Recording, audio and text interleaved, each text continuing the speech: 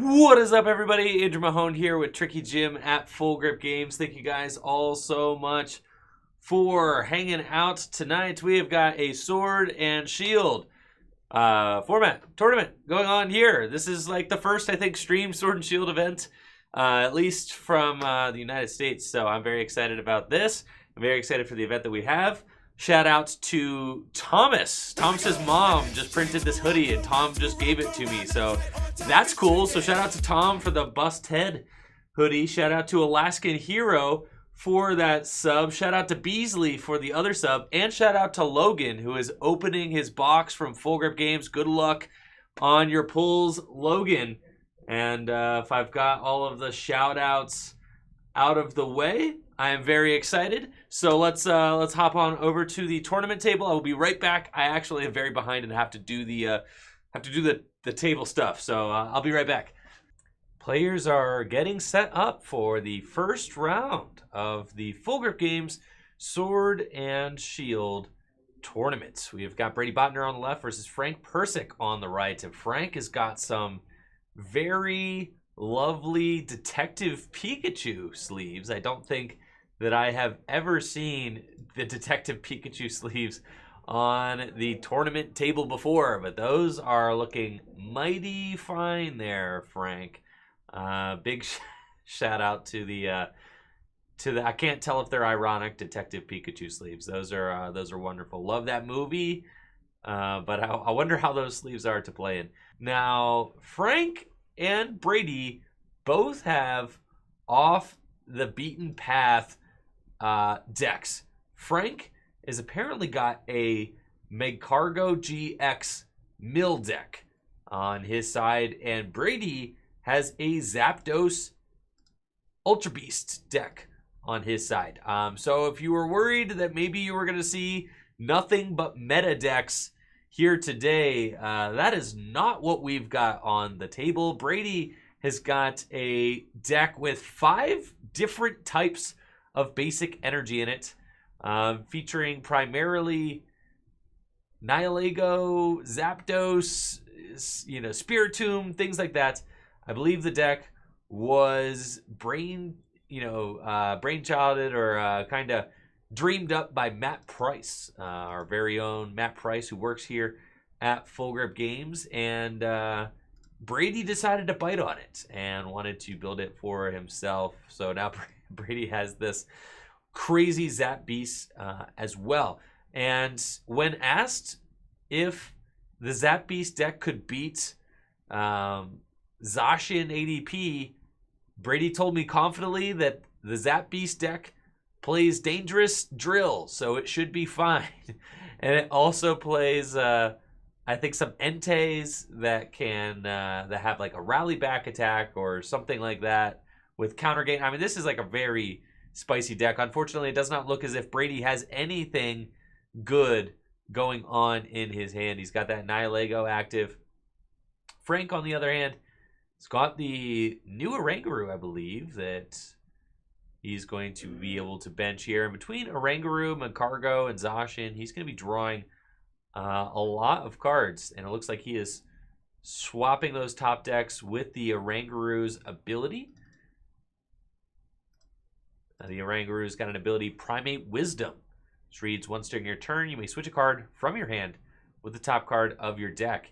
And Frank's got an early Belelba and Bryson Man playing that, milling the top 3 cards of Brady's deck. Hitting a switch, too, is pretty rough, and the fact that Brady only has a Rosa in his hand as his supporter for turn is going to be really troubling. Rosa is only good if your opponent actually plans on taking knockouts, and I do not believe that Frank's deck plans on taking any knockouts. We see he's got the Zacian on the bench and is just going to be setting up his deck using the Intrepid Sword ability, a very powerful ability on the Zacian V card. And Brady's going to get in there with the Dangerous Drill, because why not? I told him that he would probably never get to use that Dangerous Drill. And sure enough, we've got Dangerous Drill, seeing some usage here. And thank you so much, Aaron, for the sub. Aaron works here at Full Grip Games. Appreciate the support, Aaron. And thanks for all your hard work getting the cards processed and things like that. It's appreciated, Aaron. We've got Frank going in with Wobbuffet off that Great Ball. And that is a Wobbuffet that prevents Prism Star Pokemon from attacking or using their abilities. And it'll be interesting to see if that Wobbuffet actually makes a return into standard format. That Wobbuffet is a card we have not really seen in many competitive decks since Pikarom kind of slowed down a little bit. Pikarom, you know, was not the same force that it was in the fall during this past Cosmic Eclipse format. Still a good deck. I was looking at some cup results posted by PokeStats. Still, you know, rocking about 10% of the meta share, which is not bad when you consider the fact that the deck was pretty much written off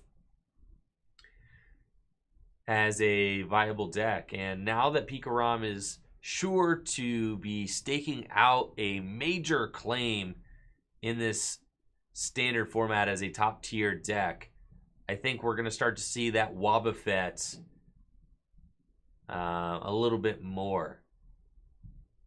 Now Frank has some sort of crazy mill deck here. It appears to revolve primarily around Magcargo Engine. He's got Rangaroos, he's got Dolls, he's got everything that goes into a mill deck is in this deck.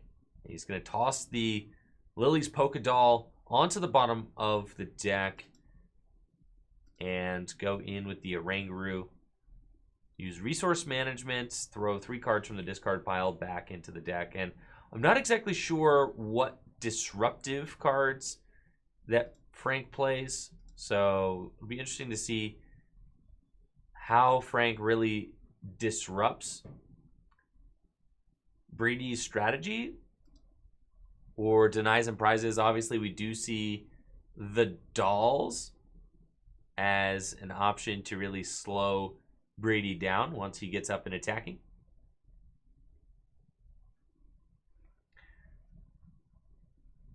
And Frank goes in with the Resource Management, grabbing the Great Ball. And I think Great Ball is a card that we're going to see quite a bit of in the upcoming format. I mean, Great Ball in some situations is better than Pokemon Communication because it's a free search. You only get to search the top 7, but still a free search. And free search is always good.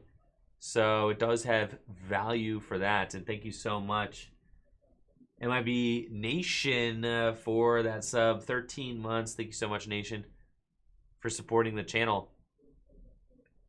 Brady finally finds himself a Jirachi. Is going to be retreating to use Stellar Wish, and maybe Brady can actually get this game off to a decent start. Finally, I mean, it's already been a few turns. You feel like if you are an aggressive deck like Brady's Zapdos deck, you're supposed to be taking knockouts turn 1, turn 2.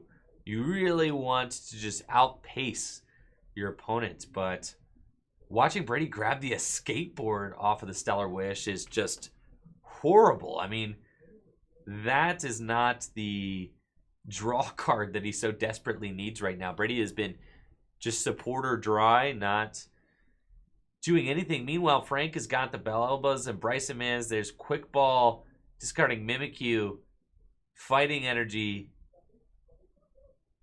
and a Quick Ball. And we'll see if Frank is able to stream these Bellelba and Bryson Mans. Do you see the Fire Energy making its way onto Slugma, potentially powering up for an eventual Magcargo GX. Magcargo GX does have that GX attack, Burning Magma GX. Burning Magma GX mills the top 5 cards of the opponent's deck, which is very powerful. Very strong mill effect there, which I expect to see Frank use to close the game out.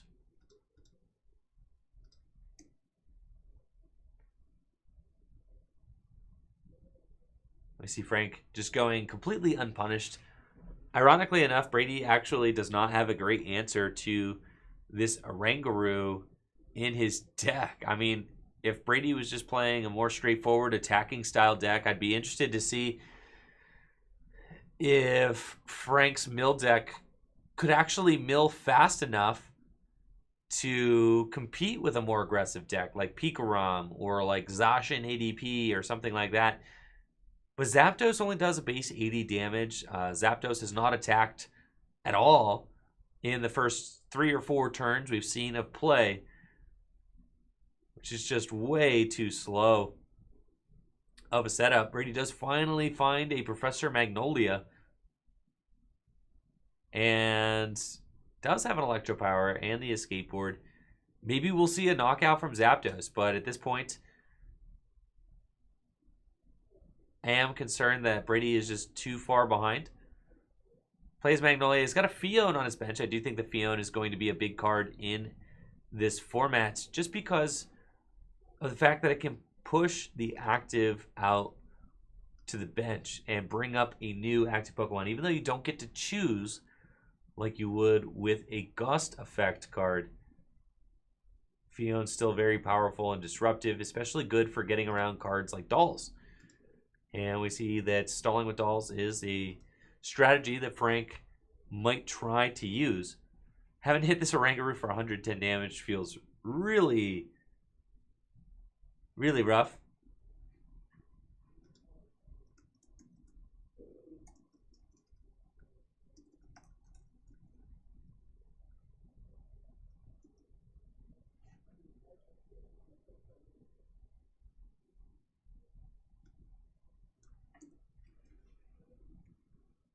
And Frank has got a Belba and Bryson Man, as well as a Cynthia and Caitlin off of that tag call. I wonder if we're going to see Frank go in with another Belba and Bryson Man. I think at this point, Frank can be very confident that he is going to be able to mill Brady out. Brady's deck just does not do enough damage to compete with the aggressive milling of Frank's Magcargo deck. And Frank is just able to go unchecked multiple turns in a row using Belba, has resource management, 2 different Orangurus in play. I mean, that's impressive. We've got the resource management Oranguru as well as what is it? Not profound. Primate Wisdom Oranguru. The Whap Down Oranguru, if you will. We've got the resource management and the Whap Down Orangurus in play, which is certainly spicy. I did not expect to see both Orangurus in a deck. Sure enough, here they are. And Oranguru does seem to be a favorite of the Pokemon Company. They keep printing good Orangurus with strong attacks or abilities. I think there might not be a bad Oranguru. They all seem to be good. Maybe there is. Maybe you could prove me wrong. But all the ones I can think of are all good. Brady finally going to knock out that Oranguru using Thunderous Assaults with Zapdos, dealing the 10 damage that he needs in order to take that KO. How will Frank respond? I mean, some semblance of pressure finally coming into play from Brady. And I wonder if Frank plays Lieutenant Surge. Are we going to we got Riley and Confuse Ray and Oradash. Actually, I've got plenty of people in the chat saying that there are lots of bad Orangurus. All right, very good. Well, thank you, chat, for calling me out. Apparently, there are some bad psychic Orangurus that I am just not familiar with.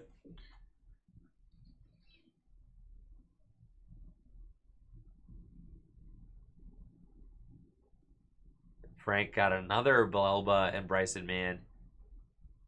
it appears. And is going to use that Orangaroo's Primate Wisdom to switch the top card of his deck with a card in his hand. Belba and Bryson Man incoming, both players milling 3. And I'm anxious to see if Frank can pull off the Lieutenant Surge double Belba and Bryson Man play. I feel like that is kind of going to be the chase play for Frank now that Brady is finally taking a prize. But can Brady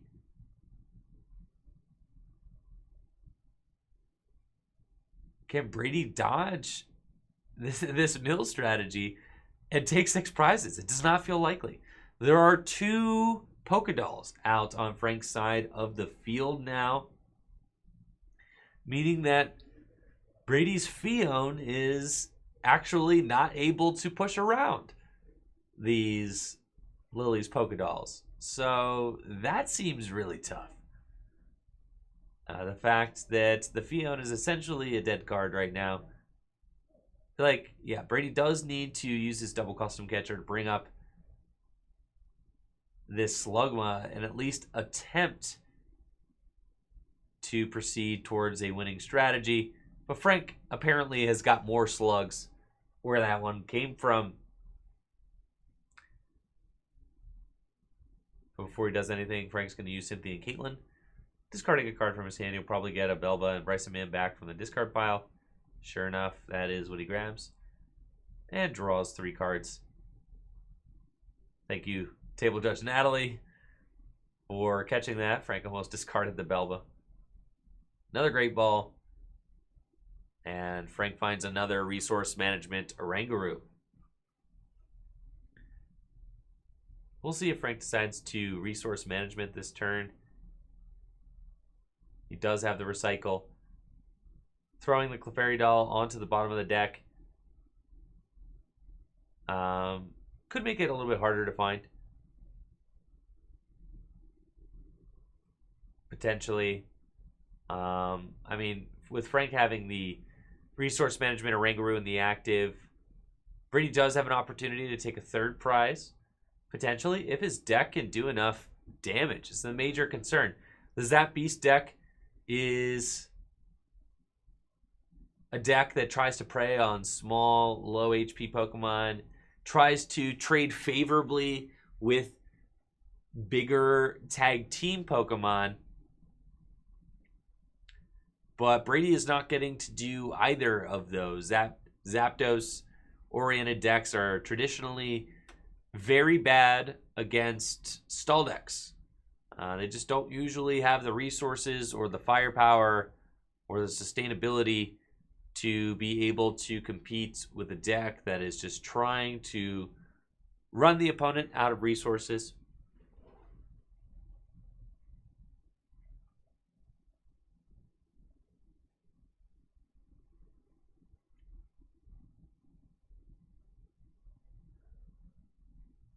And Brady just has to Thunderous Assault for 10 damage. You do hate to see that. That looks like Brady is just stuck. And here comes the milling. Frank has got Lieutenant Surge, Belba, and Bryson Man. And I'm assuming we're going to see maybe another? Brady's using Tag Call. Maybe there is no other supporter in his deck. And the Surge play is for naught.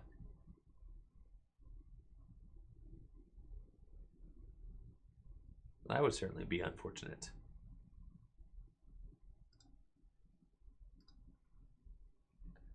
And Frank will use Primate Wisdom. He's got them in cargo. Frank's deck is pretty small at this point too.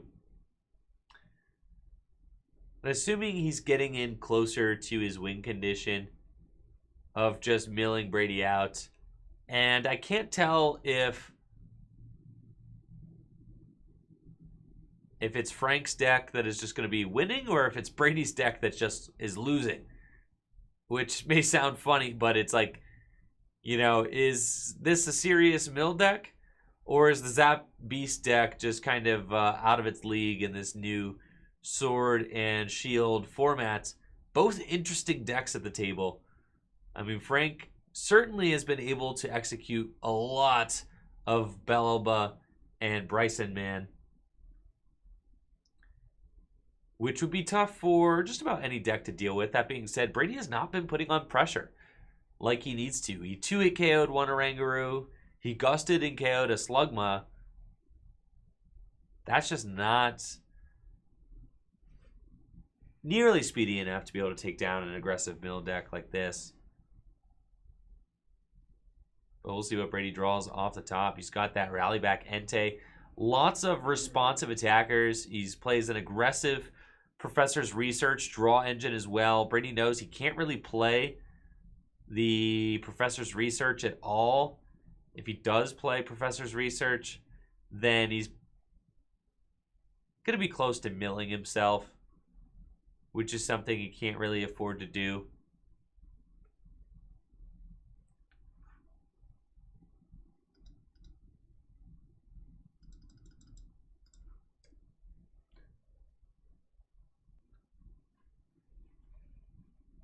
Brady grabs a quick ball. He's got the Coco Prism Star out of his deck, and his deck is actually not that thin. It looks like Frank has done a better job at milling himself than he has at milling Brady so far. Brady's deck much bigger than Frank's, but I still am just concerned that Brady's deck doesn't do enough damage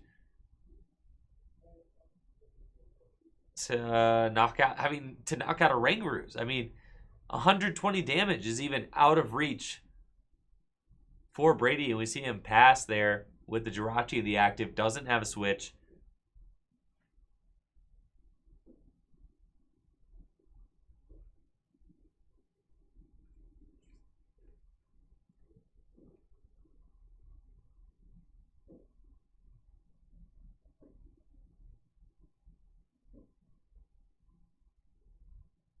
And then Frank using Belba and Bryson Man again.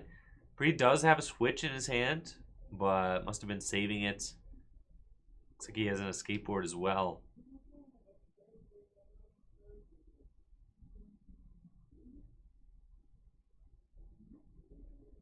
And Frank just uses Zacian's ability. This does seem to be like quite the slow rolling game here. There are 5 rounds tonight, 19 players in attendance at the Full Grip Games League tournament. So a great turnout for our first ever Sword and Shield League event. Brady finds a Marnie. Marnie is going to be, I believe, a very popular card in this upcoming Sword and Shield formats. Marnie, one of the 2 powerful new supporters out of Sword and Shield. It's a unique draw supporter in that you shuffle your hand and put it on the bottom of your deck, and then both you and your opponent draw cards off the top. It's like a judge, but better in a lot of ways.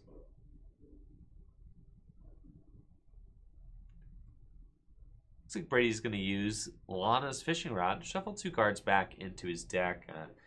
Helps preserve his resources just a little bit by giving his deck just maybe 2 turns more. 1 Belelba and Bryson Man, 1 more turn of longevity against this mill deck, potentially.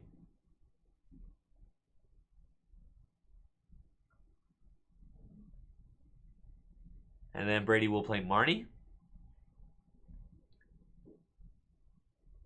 So he can put his hand on the bottom of his deck and try to prevent himself from decking out. So, valid question is, will Frank be able to deck Brady out within the constraints of time? I think at this point, Brady is more not trying to lose than he is trying to win. I think Brady is pretty much done trying to take his 6 prizes. He probably realizes that he can't. So it's going to be a question of whether or not Frank's deck is smooth enough to be able to successfully deck Brady out. And I think if Frank's deck doesn't deck out the Zap Beast deck, I mean, Brady has done almost nothing as far as applying pressure goes. And we see Frank kind of picking up his pace. He realizes that he needs to be milling faster at this point.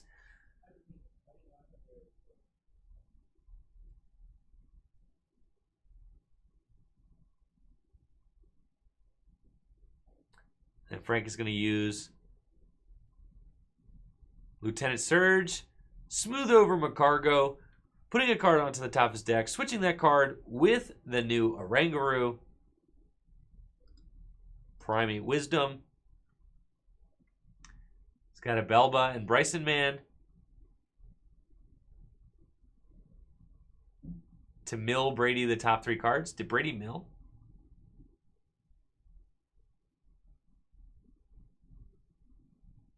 Oh, here we go. Brady milling the top 3 cards. Belba and Bryson Man, both players milling the top 3 cards. And then Frank grabbing the Belba and Bryson Man back.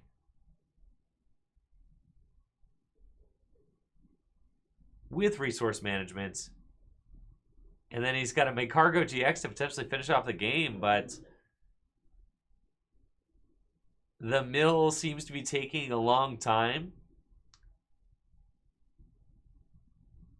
which is not exactly what you want. I mean, from a deck like this, you want to kind of really put the heat on your opponent and make them very concerned about the prospect of decking out.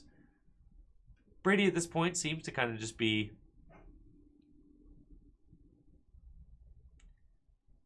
just drawing cards, not doing too much. Brady's going to get a Spiritomb out and Stellar Wish with his Jirachi. And probably just looking for more Marnies. Would like to continue throwing cards onto the bottom of his deck, and every time he gets to throw his hand onto the bottom of his deck because his hand is over 5 cards, then he gives himself a little bit more longevity in this mill matchup.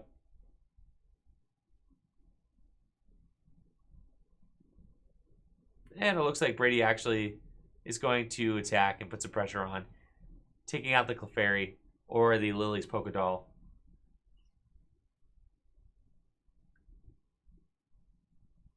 Frank has got Smooth Over again.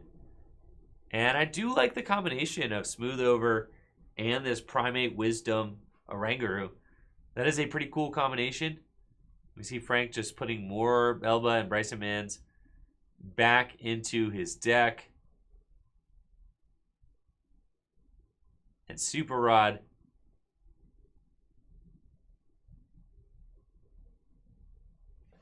But a weird matchup for sure. Both these players just bringing off the wall rogue decks to the table tonight. And this is the very first Sword and Shield event that we posted here at Full Grip Games. So I don't blame these guys for just wanting to test out some new ideas. I mean, that's what League is for, testing out new ideas, trying new strategies, trying to see, you know, is this idea tournament viable? Is this deck idea that I have in my head competitive? And I think we have two kind of two decks that are just been kind of cooked up, theory mined up, and they're just going at it here. I mean, Brady just attacking with the Spiritomb now.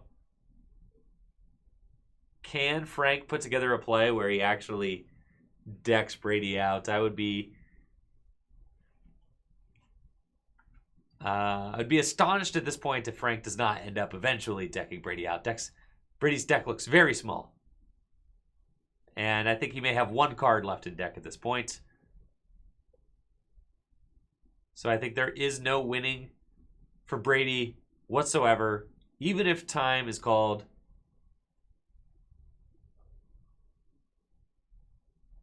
And Natalie is saying that the Vicargo GX is probably prized.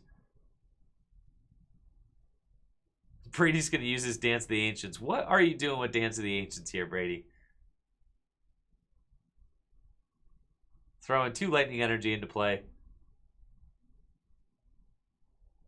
And he's got Fion. And he could just put the Fion onto the bottom of his deck. Brilliant. He gives himself one more turn by putting Fion on the bottom.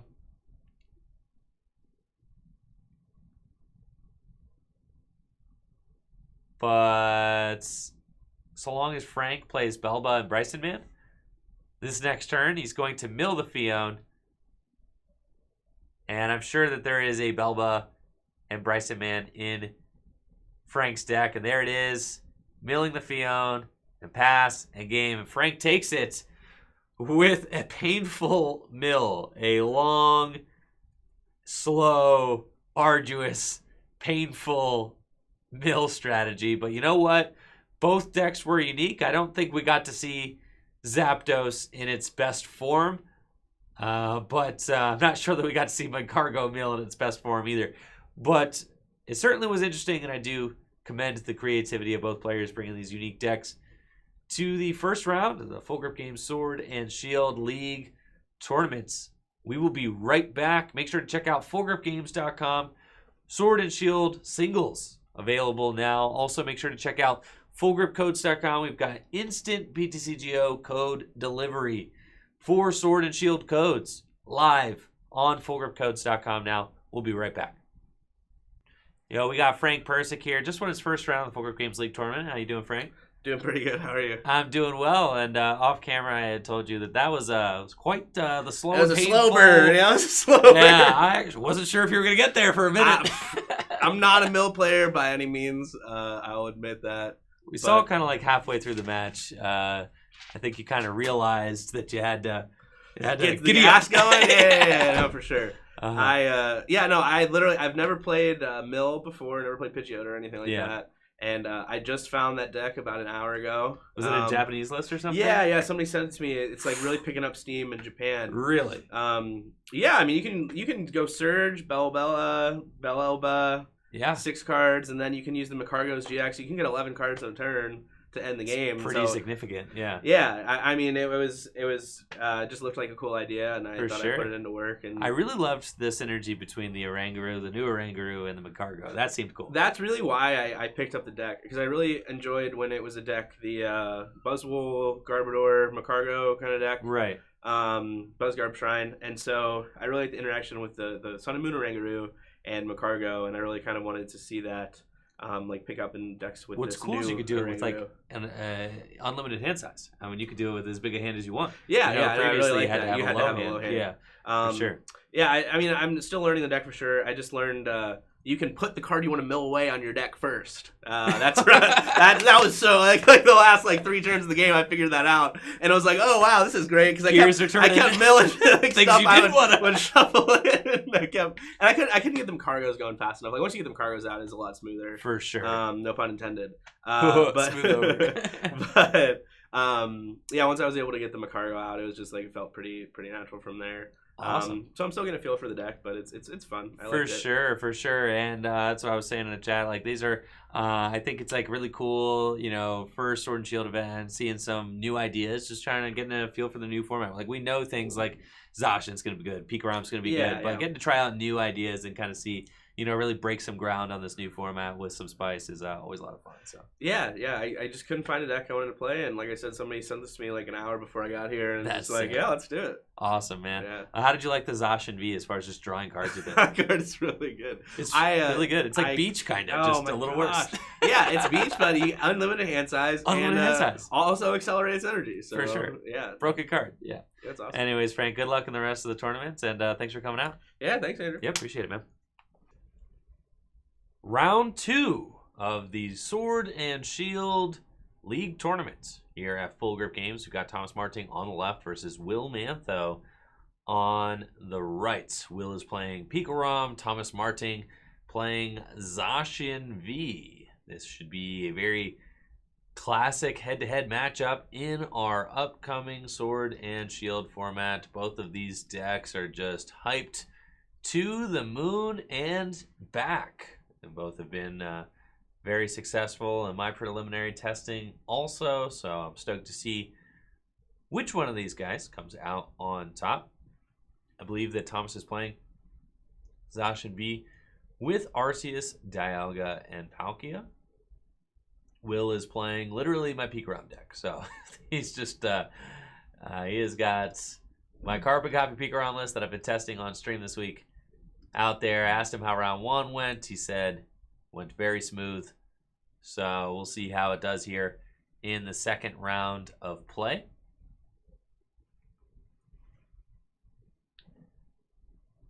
And big shout out to Thomas. He is the one who made this busted hoodie that I'm wearing today. And Thomas has got the real Zacian V's as well. No proxies for Tom. So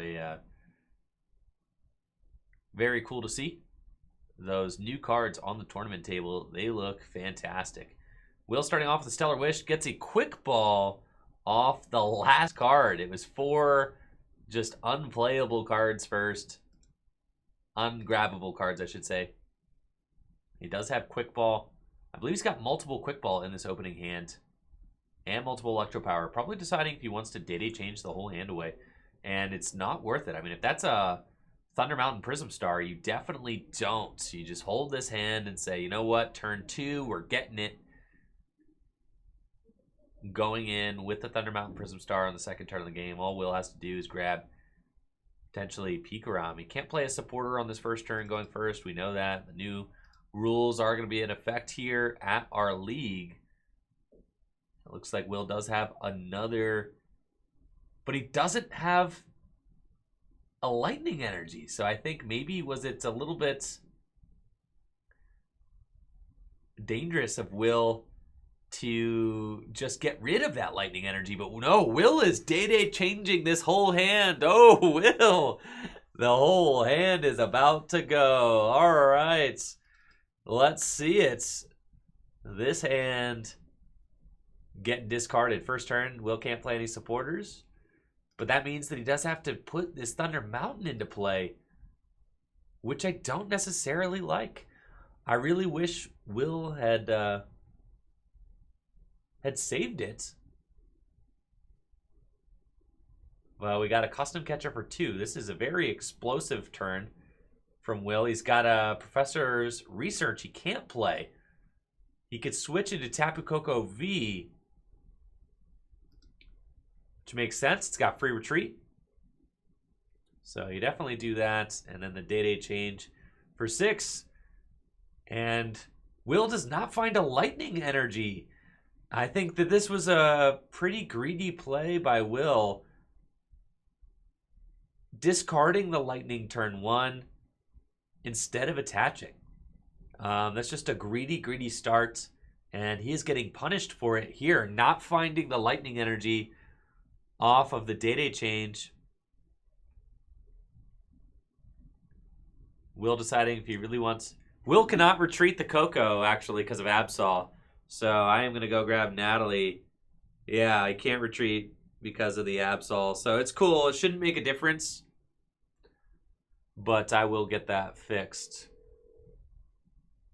Yeah, we're on it, chat. So no worries. Will cannot retreat that Absol or that Coco. Yeah.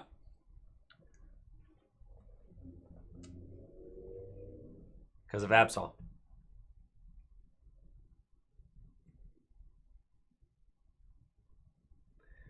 So Thomas getting started. I mean, it's going to be key for Thomas to be able to find just an energy attached to his ADP. And I think Will has honestly put himself in a situation where if this stadium gets bumped, I think Will loses the game.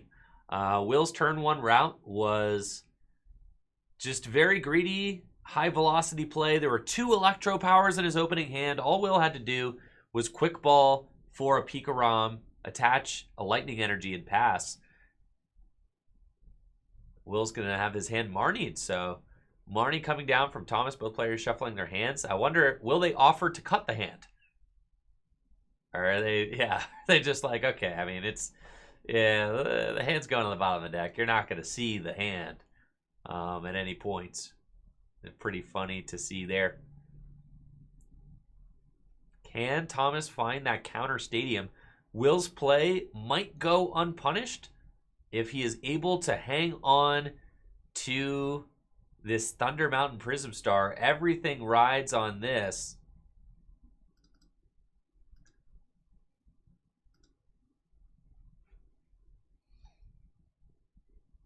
Taking a look through Tom's deck. Looks like he has maybe custom catchers, a Rangaroo in his list as well. There's a lot of good cards. We see Aurora Energies. And I'm interested to see what becomes the new normal in Arceus, Palkia, Zacian decks. Is it going to be Pokemon catchers? Are we going to see a lot of custom catchers seeing play? There's kind of the backbone of, 45 to 50 cards that I think almost every Zacian V ADP deck is going to incorporate. There's going to be at least 9 metals. There's going to be at least, a couple Aurora Energy. There's at least going to be 3 Zacians and 2 Arceus Palkias. There's going to be 4 Quick Balls.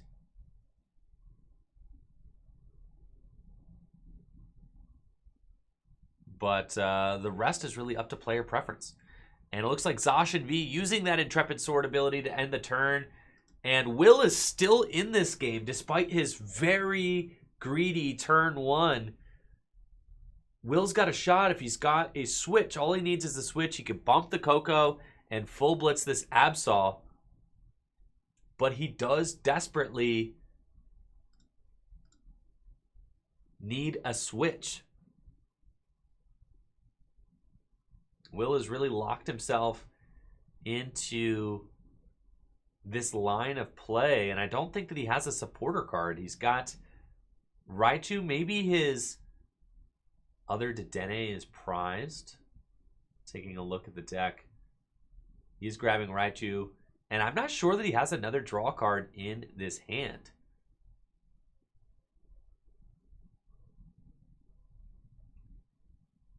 Oh, is that a Magnolia? If it's a Magnolia, then Will is good to go. Dance of the Ancients, throwing a Lightning Energy onto the Pikarom and the Zeraora. He's got his Raichu and Alolan Raichu, his second Lightning Energy that he needs. Now he's going to need to find a switch or an escape board in order to full blitz this turn. He's got a Professor Magnolia to do it. And he finds the switch, so Will getting away with it. He's got the turn 2 full blitz with Pikarom, despite a hairy start.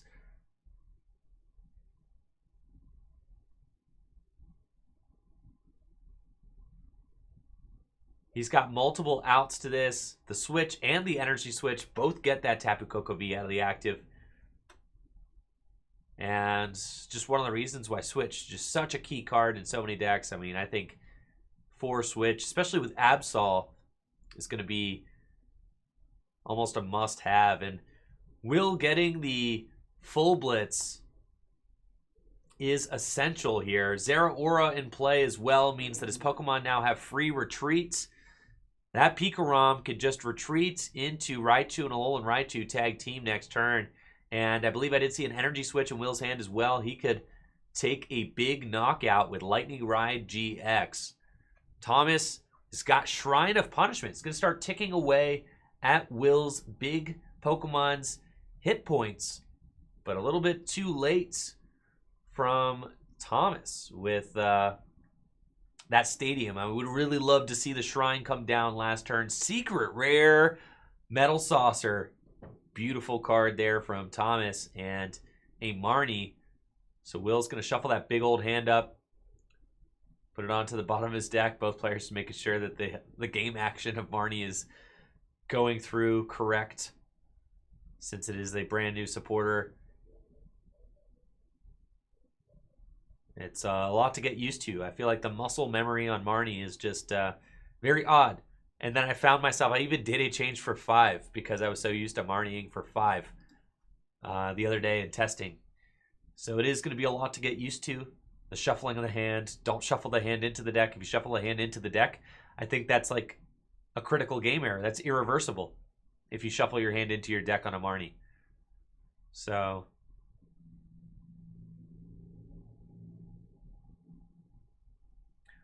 Thomas going to use that Alter Creation GX. Will's Pokemon will take Shrine damage, as will the ADP. Will with 5 cards now. Can he take a knockout with his Raichu and Alolan Raichu?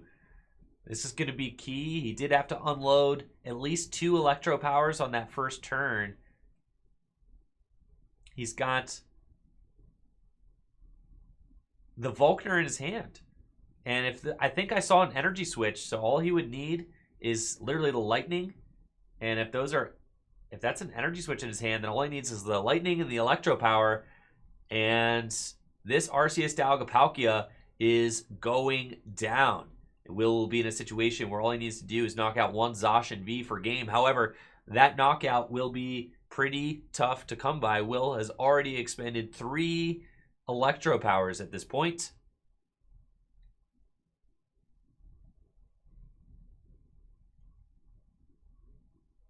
And Thomas is on a 2-turn clock. That's the scariest thing about this Zacian ADP deck, is that Thomas wins in 2 turns. He can conceivably win in 2 turns. Where Will, actually doesn't have the cards left in his deck to win in 2 turns. He doesn't have enough Electro Power. So he just, quite frankly, does not have enough firepower to end the game in 2 turns. Unless Thomas benches a Zacian V that does not have a metal frying pan on it.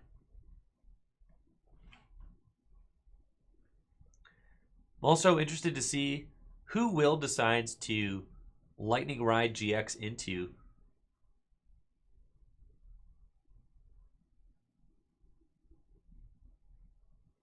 I think you need to choose either Tapu Koko V or Jirachi. Jirachi feels correct. You hate to lose 2 prizes on a Jirachi. But I think that Will is basically in a situation where Thomas is about to take some prizes. And here Thomas goes for Pokemon Catcher. I actually didn't see the catchers in his deck. I thought he was playing custom catchers. And that's a big heads. He could take out the Pikarom or the Raichu for 4 prizes. I actually think the Raichu is going to be the correct grab. And here it comes. The Raichu is really the only way that Will wins this game, because of the fact that Will would have to stamp and paralyze the Zacian and hope that there was no way out. Now, Will is going to have to just full blitz this Zacian and hope that Thomas doesn't rip a double switch off of a stamp to 2. Now, that is the only thing that Will really has going for him at this point. A big stamp to 2 incoming. Zacian V taking a big knockout with Brave Blade.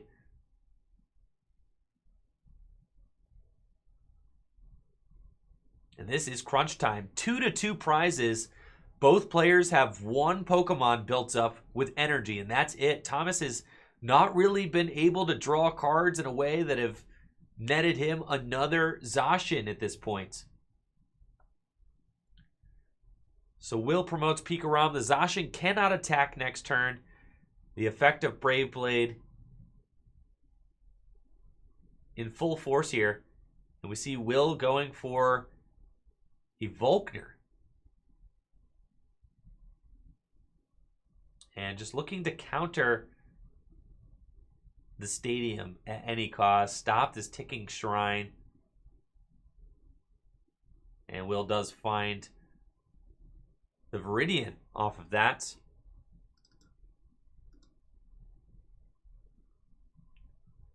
And it's all going to come down to the stamp to 2.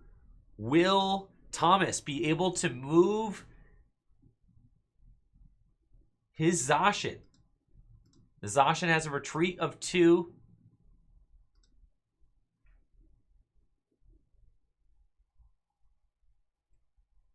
And there's the stamp.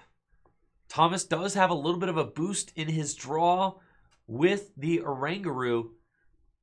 The Oranguru does not have free retreat, though. I mean, the Oranguru's got a retreat cost itself of 2. So Thomas needs to find double switch in order to take this win. off of a stamp to 2. This is crunch time for sure. Pikaram's full blitz.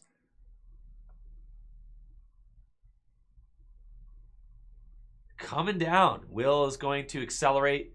Final 2 energies in his deck to the Tapu Koko V on the bench. Can Thomas draw out of this? Crunch time here. No Jirachi on his bench. He would love it if there was a Jirachi.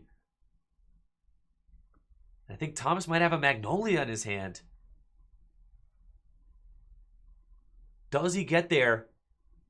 Off the stamp to 2. I can't quite see. I think it's maybe a Cynthia and Caitlin. I think it's a Cynthia and Caitlin. Cynthia and Caitlin is not the draw card you want in this situation. Thomas deciding to thin his deck first with Viridian. If Thomas attaches the Metal Energy to his Oranguru, Switch and a Skateboard also gets him there. It's possible that Thomas also finds a Dedenne GX to draw more cards. And Will is just clenching right now. Will Thomas be able to rip this win? He has more than enough damage output here to cleanly knock out the Pikaram. Cynthia and Caitlin discarding Guzma and Hala. Guzma and Hala and Cynthia and Caitlin, like the 2 worst supporters you can rip off a stamp to 2. And Thomas is getting the Marnie back, though he knows the game probably won't last that long. And he's got a Quick Ball. Does the Quick Ball find him a Dedenne GX? Is that an option? Thomas is going to trade one with the Rangaroo. That makes me think, did he trade the Quick Ball back in?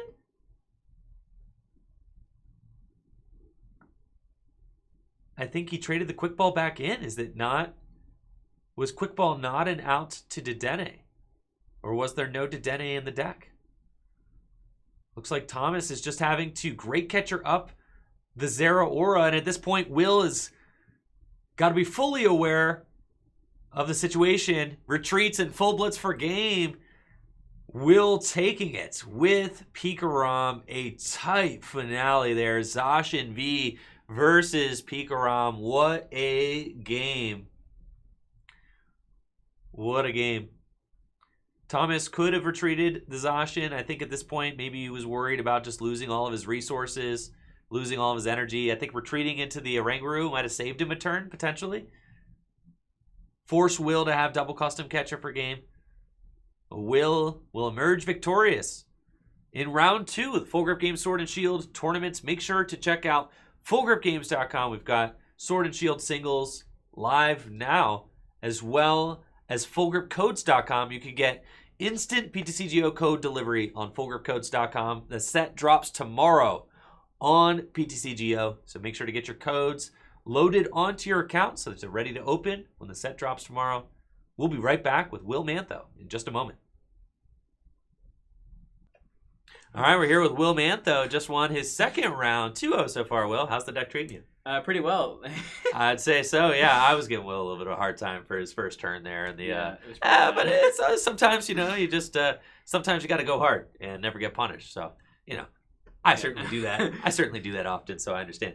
Now, what do you like about Pikaram in this new Sword and Shield format? How's the deck felt so far? Well, it feels the most consistent for sure. Yeah. Like I was playing Baby Blounds, and that deck just doesn't do anything. What, the greens version? Yeah, it's just like if you go first, you just lose the game. Right, because you get benched. Yeah. Yeah, and you also can't play Spore. So like you're just like, okay, I'll Blound, and then like barely if that, and you hope you top deck a space or another Blound, and like you can't greens or well if you're like right. Well pass, and then you like lose the game.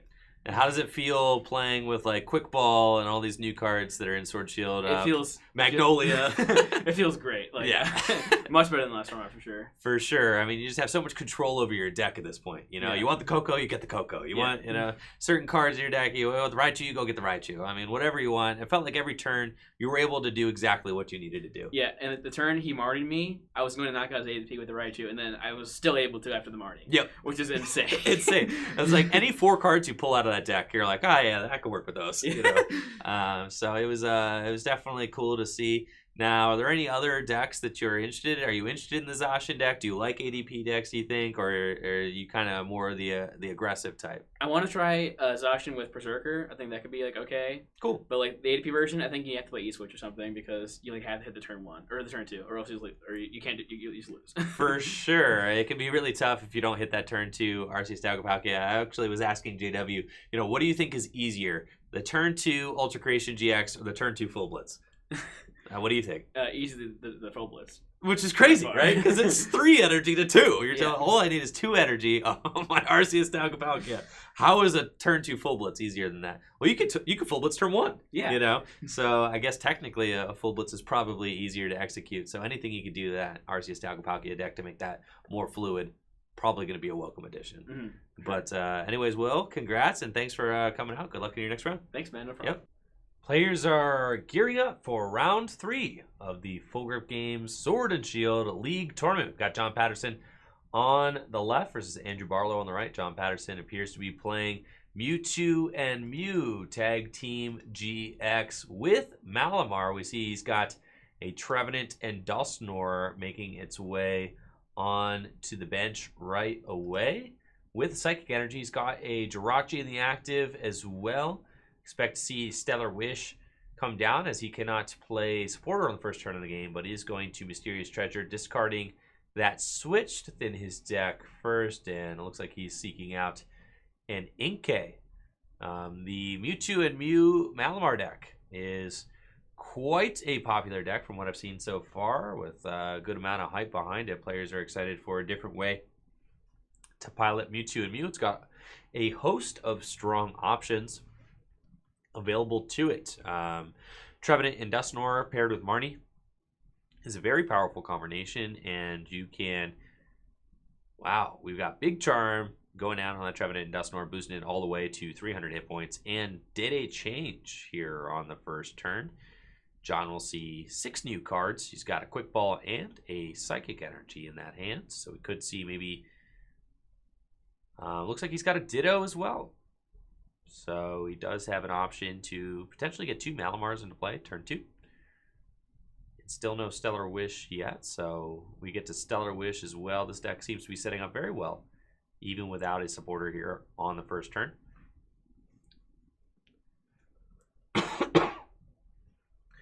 And John will Quick Ball away his Chaotic Swell. I'd imagine...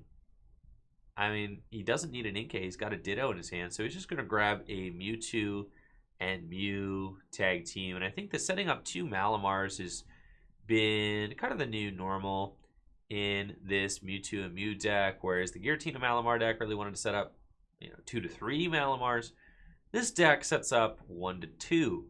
So to accommodate for that, most of the lists that I've seen play just a 3-3 Malamar line. I'm expecting that this one is probably a little bit thicker, considering that there is a Ditto here, which makes me think that there are probably at least 3 or 4 Inkay in the deck. In addition to the Ditto, maybe there is some sort of spicy evolution card. Maybe it is just a couple of Inkays and some spicy tech card that evolves from the Ditto. The Ditto does have me interested. Either that, or it is just acting as a 5th Inkay, which is certainly something that we do see, a role we do see Ditto play quite often. The Ditto will make its way onto the bench, and that is a full bench from John on turn 1 with the Jirachi in the active. There's one thing I've seen about this Mewtwo and Mew Malamar deck is that the bench does get full very fast, especially in the list playing Jirachi. You've got Jirachi, you've got at least 2 Malamars. Excuse me. And multiple attackers. And then Dedenne in the equation as well. And when you've got all of that, it can be quite a lot to fit into play. And we see John has already topped out his board. And we know that Barlow will probably not be taking any knockouts for the first couple of turns here. I did hear that Andrew Barlow is playing a spicy version of ADP. He's got energy switches and things like that. So maybe it could be possible for him to get the turn 1 Alter Creation GX. I'll believe a turn 1 Alter Creation GX when I see it. I am definitely a skeptic at this point. And don't necessarily think that that's something that's going to be happening very regularly. That being said, the energy switches play more of a role than just giving it out to a turn 1 Alter Creation GX. They also just allow you to have a more flexible turn 2 Alter Creation GX, which is very cool because it means that you are able to be more flexible in your first 2 turns. You don't have to go turn 1, drop Arceus Dagopalkia, attach energy. You could go, turn 1, attach to Zacian and Intrepid Sword, and then turn 2, energy switch attached to the ADP, and then gets the Altered Creation GX going. And Barlow will use Day-Day Change, discarding his hand and drawing 6 cards.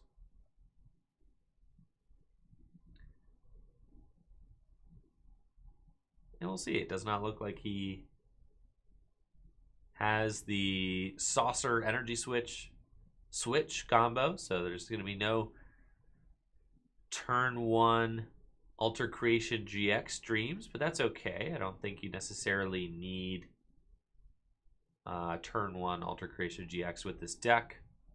Even just getting that Aurora energy placed onto the ADP will give Barlow a nice start to this game. We do see him getting the Absol into play. I think Absol is going to be huge in a lot of decks in this upcoming Sword and Shield formats. Stellar Wish, and Andrew will choose between Switch and Metal Saucer. I think both are good. If I'm Barlow, I grab the Switch here. The Switch just guarantees the turn 2 Alter Creation GX, which is why I would like to see the Switch.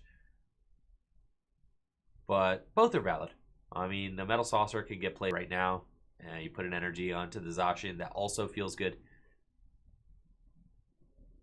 But I do like guaranteeing that turn 2. I mean, everything rides on getting the turn 2 Alter Creation GX.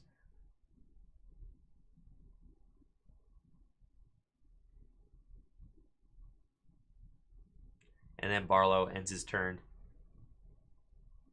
with the Zacian V Intrepid Sword, getting 2 energy onto that Zacian V.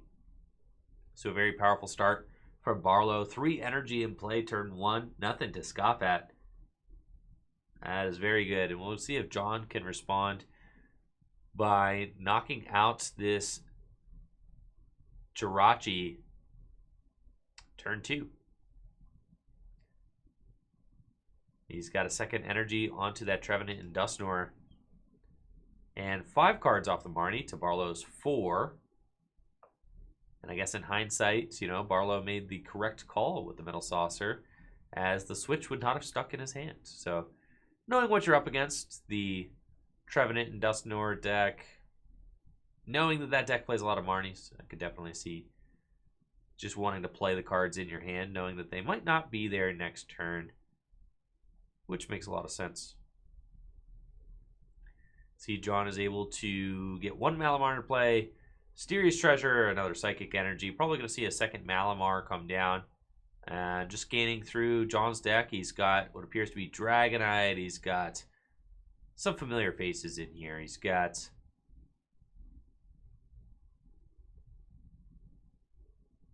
Mega Lopunny and Jigglypuff, Trevenant and Dusknoir, and hopefully Gengar and Mimikyu. Gengar and Mimikyu has certainly been one of my favorite cards to see in this Malamar Mewtwo deck. It is just so powerful, especially with an early Horror House GX. Horror House GX can completely swing the momentum of a matchup. Take a matchup in, for instance, where you are going second and your opponent didn't get to play a supporter turn 1, and you go turn 1 Horror House GX, and then you basically get to take another turn. You would be able to take 2 turns where you get to play supporters on both your turns before your opponent gets to play 1 supporter, which is just a lot of momentum changing. I mean, that pretty much just takes control of the matchup from there. Your opponent starts to play a turn behind and 2 supporters behind, which is really tough to come back from sometimes. And it looks like John does have the Psychic Recharge onto the Trevenant Dusknoir. We are going to see a Night Watch for knockout on the Jirachi. Oh, but this is devastating. There's Absol in play. So John does not have a way to retreat his Jirachi unless he Cherish Balls for a Dedenne and is able to find a switch. But he is stuck, and it looks like that is not who he is grabbing. So Andrew Barlow's Absol just sticking the Trevenant Dusknoir. I'm not going to lie, I overlooked it as well. I forgot that Absol was in play altogether. Absol is going to be huge. And that Absol just denying John an attack altogether this past turn. Barlow using Stellar Wish finds himself the switch. So he is going to be live for a turn 2 Altered Creation GX. And it seems to me that Barlow is in the driver's seat here. Getting a huge boost from that missed attack from John. Barlow is about to boost his damage output by 30 with Altered Creation and make it so that he takes additional prizes every time he takes a knockout. One of the strongest GX attacks in the game right now, Altered Creation sends his Zacian Vs to new heights, capable of dealing 260 damage for just 3 metal energy on a 2-prize Pokemon. That is obscene. Zacian V, quite simply one of the strongest Pokemon cards ever printed in the history of the Pokemon trading card game.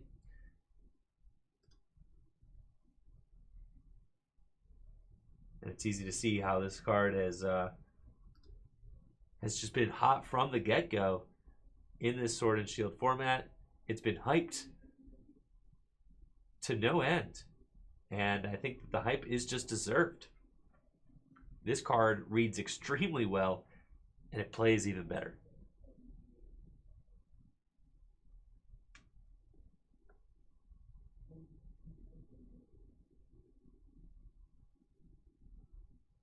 John does find the Psychic Energy to be able to retreat his Jirachi, finally. So we are going to see potential Night Watch this next turn. But if Andrew Barlow has a way around that 270 hit point mark, this could get ugly really fast. I'm not sure if Andrew Barlow plays either Shrine of Punishment or if he plays maybe Vitality Band. Vitality Band is also a great option to hit that 270 hit point mark.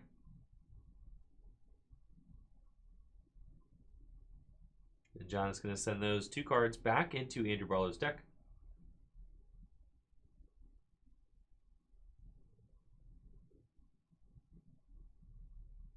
Oh, and that is true. Yes, thank you, Gassy, in the chat.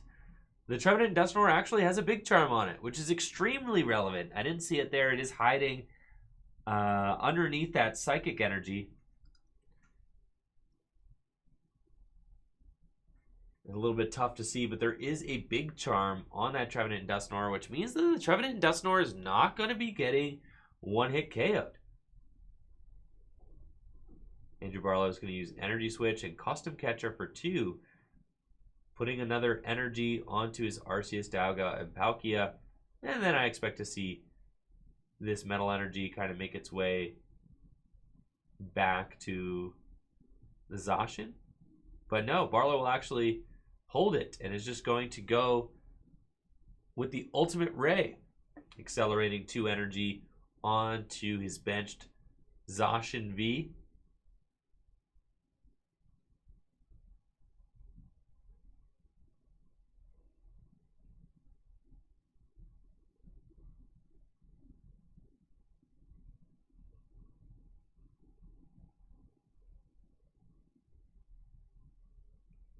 And Barlow uses Ultimate Ray.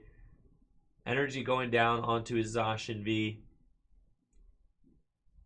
Low hand size from Andrew here. Not really having a great draw card. Having to rely on Custom Catcher to fill his hand. John is going to use Psychic Recharge, powering up his Mewtwo and Mew on the bench. He's got Dedenne in his hand, but his bench is locked. There's going to be no data changing. He's got a Marnie as well, but he knows that Andrew Barlow's hand is not big, so he gets to just kind of bite away at this hand every single turn with the Trevenant and Dusknoir. Once the Trevenant and Dusknoir hits the discard pile, then he's going to be able to copy it with his Mewtwo and Mew Tag Team GX. And Andrew Barlow actually decided not to double Custom Catcher this last turn, which is interesting. Unless he drew into that second Custom Catcher off of the Custom Catcher.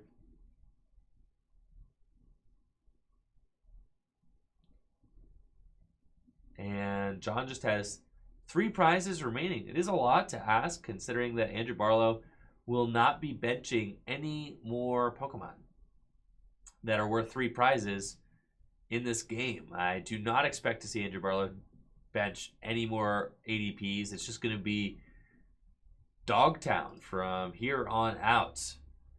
Zacian leading the charge, 3 energies on it. You don't get to see a ton of Ultimate Rays happen in the Zacian ADP deck, but when you do, it is very powerful.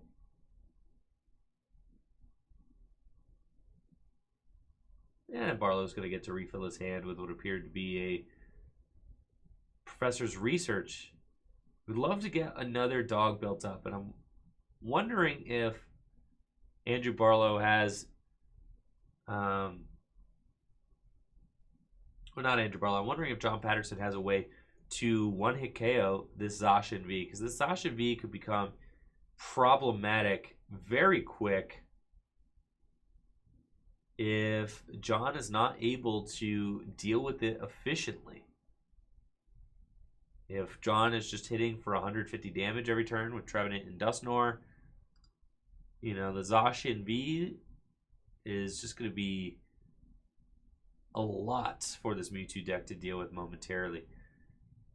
Andrew is taking 4 prizes off of this knockout, leaving him with just 2 prizes remaining.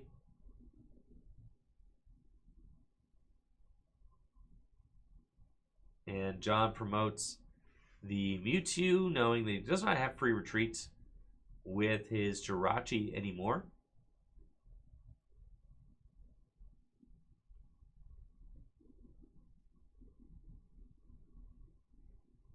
Energy making its way onto Mewtwo.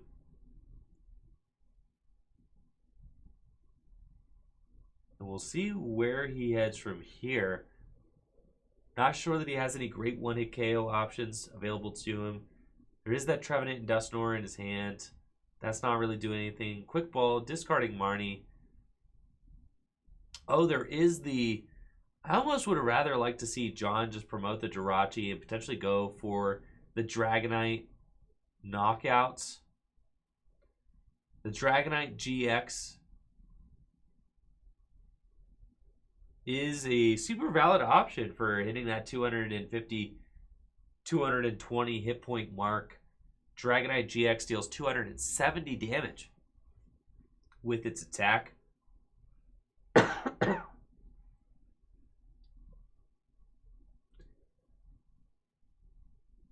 A long quick ball here. We are looking at, is that an evolution card? You can't get that off of quick ball. I will say I have found myself looking in the deck with quick ball playing Mewtwo, and I have definitely wished I could grab evolution cards, but you cannot. So the Dragonite not an option here. Naganado, not an option.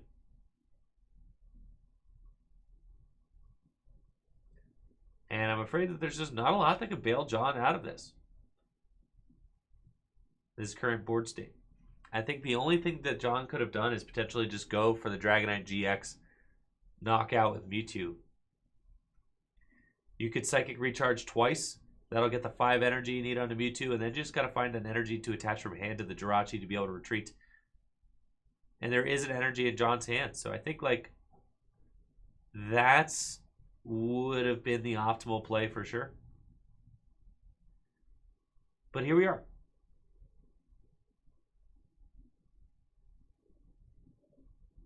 It looks like John is potentially eyeing up a Day-Day change.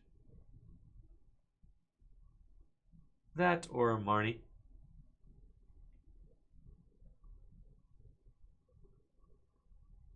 Pale Moon GX also seems very promising at this point. However, I would have liked to have seen John at least, I think, use Marnie on Andrew Barlow before the Pale Moon GX. Pale Moon GX can completely remove all of the energy from the active Zacian and then knock it out the following turn if there is no switch. But if Andrew Barlow is able to find a switch, this is going to be pretty tough. John does use that Pale Moon GX, completely removing all the energy from Andrew Barlow's active Zacian.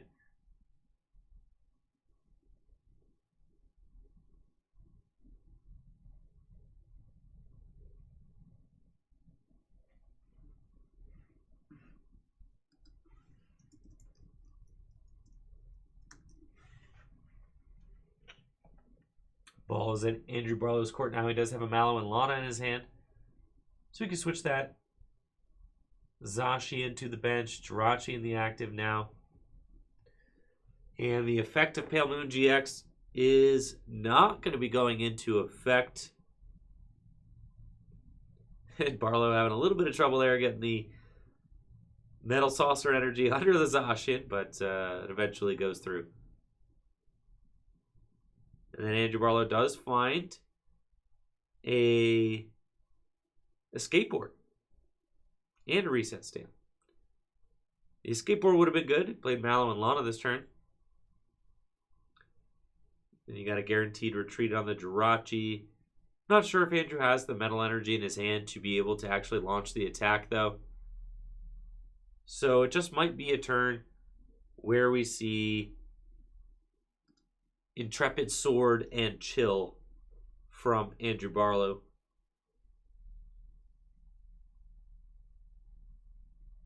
Which is certainly what we might be seeing here. Andrew will use Primate Wisdom on the Oranguru. And then Intrepid Sword. Appears he did not have the energy he needed for the Zacian V. I got a question in the chat. How do you get the new cards before the set's release dates? You can get the cards from stores that hold pre-releases the Monday before the set releases. So if you pre-order cards from Full Grip Games, we ship them out on Monday because we are allowed to sell them on Monday since we held a pre-release. You could also open cards at pre-releases, which we host here at Full Grip Games as well.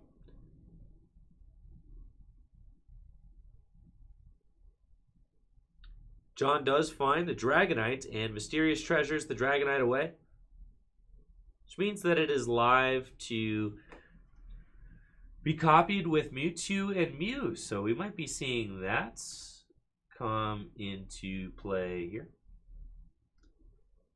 Oh, Pikarom. It's not your time, Pikarom. We're looking for Mewtwo and Mew Tag Team GX.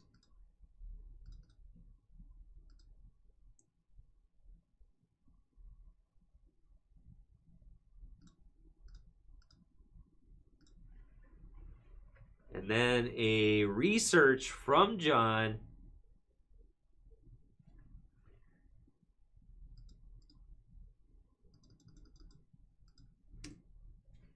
digging for the switch and energy. Anything he needs to be able. Maybe he only plays Great Catcher, so actually he's not going to be Great Catchering up any Zacians this next turn.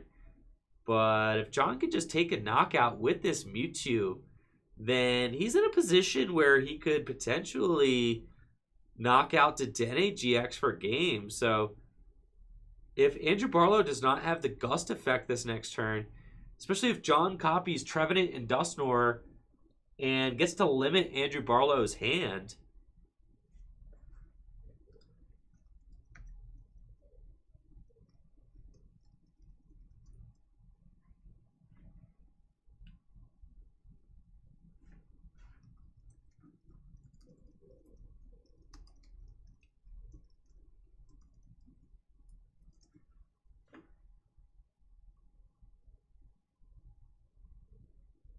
and John Patterson taking the knockout. Soon we're copying Trevenant and Dusknoir's Night Watch.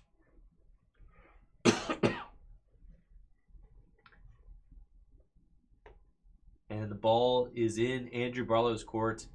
Can Andrew take the game-winning knockout? He's got a huge hand at this point. He has the energy for Zacian. Does he have a way to boost his damage? Or Gust?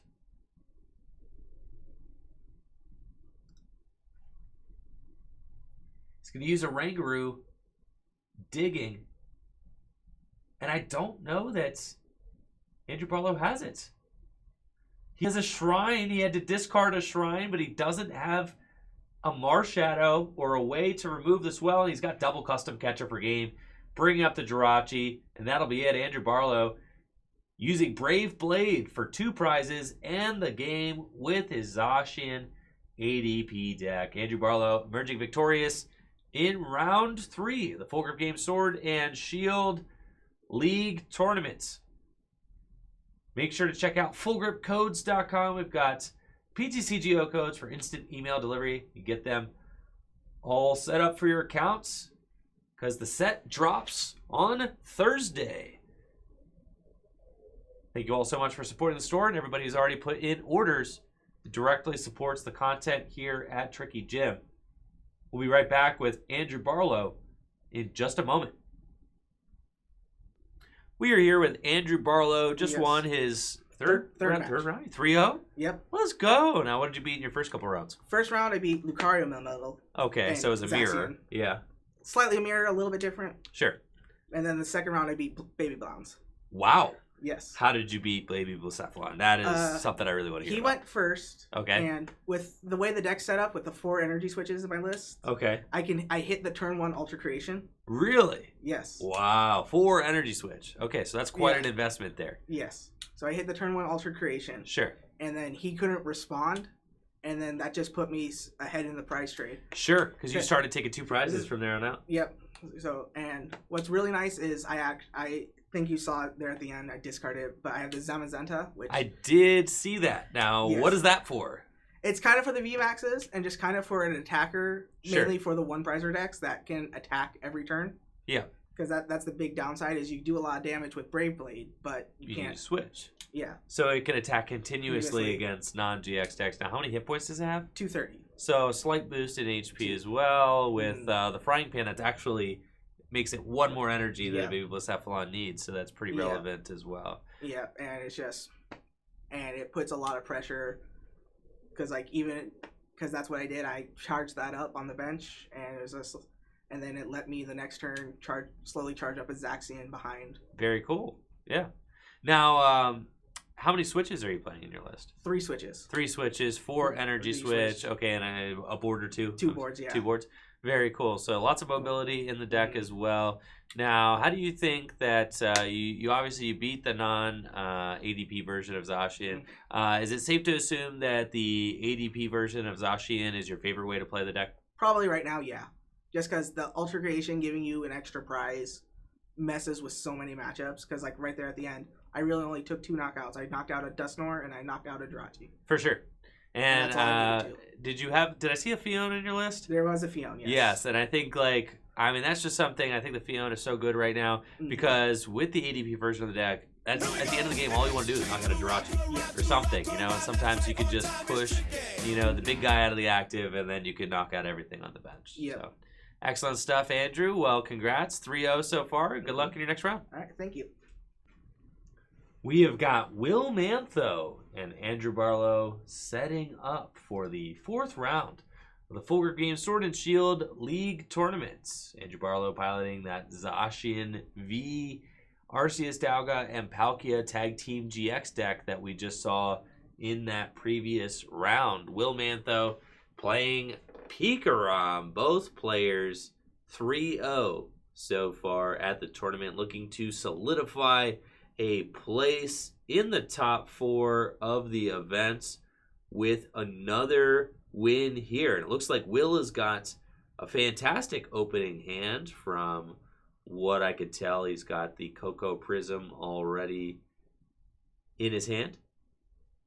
And we'll see how Andrew Barlow's start looks. 4 Energy Switch in the deck means that Andrew Barlow could very well get that elusive turn 1 Alter Creation that I said is not very likely to get. But apparently Andrew Barlow gets it, and he did get the turn 1 Alter Creation versus Baby Blacephalon in that 2nd round of play. It was able to net himself the win versus what should, in all realities, be a very unfavorable matchup. So I'm anxious to see how this 4 Energy Switch build performs in another game. Will playing the tried and true Pikarom. We saw him narrowly escape a loss this past round, or 2 rounds ago. Andrew Barlow is playing first. This is big in this matchup, but Will does have his ideal starter in Jirachi. Not benching the Tapu Koko Prism Star is probably fine. Andrew Barlow does not have a way to disrupt his hand turn 1, can't play Marnie turn 1, unless he does find a reset stamp. It looks like Andrew Barlow going to be, using Quick Ball to discard an Energy Switch. And I feel like a lot of Energy Switch, considering this deck does want to go first usually. And if the deck goes first, it can't get a turn 1 Alter Creation anyway.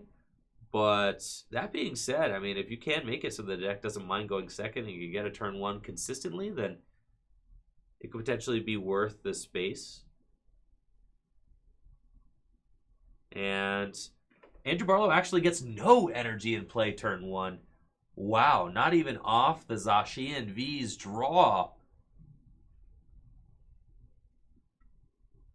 Will benching the Tapu Koko Prism Star. I like Will's decision to hold the Tapu Koko Prism Star, especially so it does not get Fioned up into the active. And Will trying to figure out, this is a weird radar hand. It's a weird hand in general. I will say, I think he's got to keep this Viridian, though he doesn't want to give it to Andrew. Maybe Will is thinking that he needs the turn 1. You play the Viridian for sure. It looks like Will's going to go in with Volkner first, and I think that's fair. I think Will basically has a turn 1 full blitz. He's got almost all of the pieces.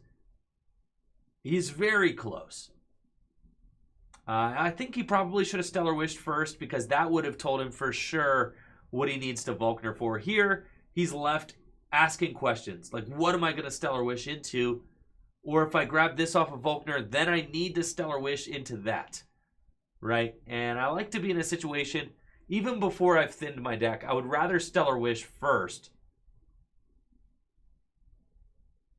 It looks like Will just going straight for the Thunder Mountain, seeing can he get it? And the answer is yes. So Volknering for the Thunder Mountain here, actually really big. And this is going to inform the rest of his turn, because he can just use the radar, go get Pikarom, discard the Lightning Energy, and then Day Change, hope to find a switch and another Lightning Energy. So this is turning out to be a fantastic turn here from Will. Will's going to stamp Andrew, because I think that Will is going to be able to chew his hand down.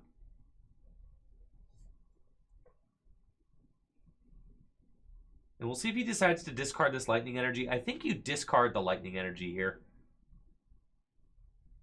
And just say, you know what? We'll draw into another one. I know we saw him whiff that on his first game on stream. Thunder Mountain definitely going down. And then custom for 1 seems good. That, or you put the lightning down and custom for 2. I think that's fine as well. Either is okay. If you custom for 2, you have a decent shot at hitting a lightning energy there. Custom for 1 is totally safe as well, though. Probably more safe.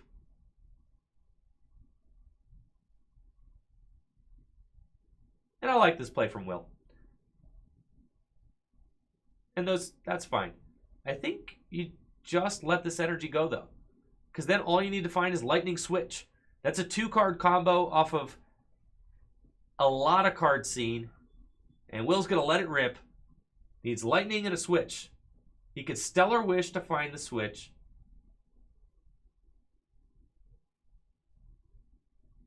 But he does not hit it. He's got the Lightning energy. The Switch is the holdup. He's got 4 switches in the deck, as well as an escape board to potentially find it.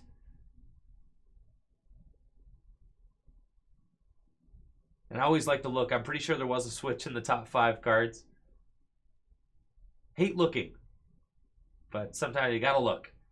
See, was there a switch in those top 5 cards? Either way, I think Will is probably still in a commanding spot, even if he doesn't hit the turn 1 full blitz here. But he definitely has a good shot to. Big shuffle from Will. Barlow's going to give him the cut. Does he find an escape board or a switch off the Stellar? And no, he does not. So he is lined up for a turn 2 full blitz. And this is one of the reasons why Switch is just such an important card in this deck. But you can't play more than 4. The lightning coming down on the Pikarom. And Will is geared up for a turn 2 full blitz, no matter which way this game goes.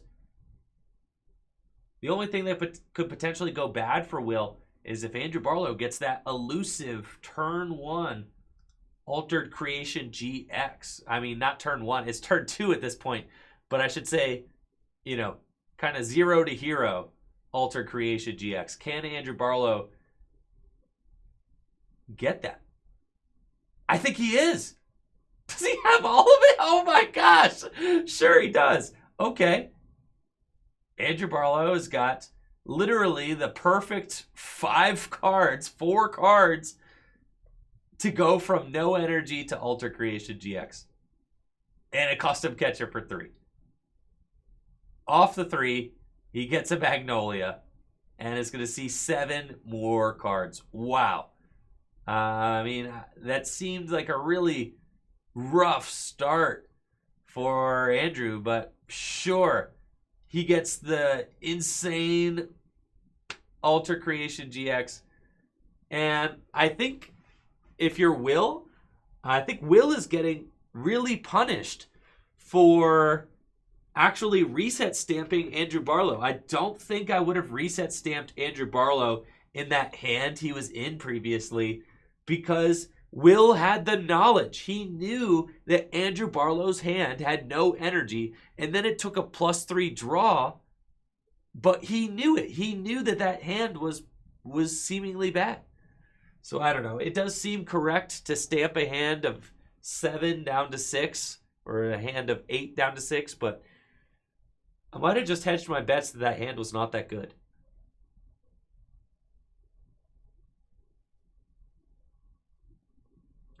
Will now very much on the back foot. I usually say that this matchup is pretty much, you know, who attacks first? Alter Creation or Full Blitz? And whoever does that is usually on, you know, blazing a path to win. Will does get to keep his stadium here. He's got the Full Blitz guaranteed. He's looking for a knockout, though. I think he wants to tag bolt.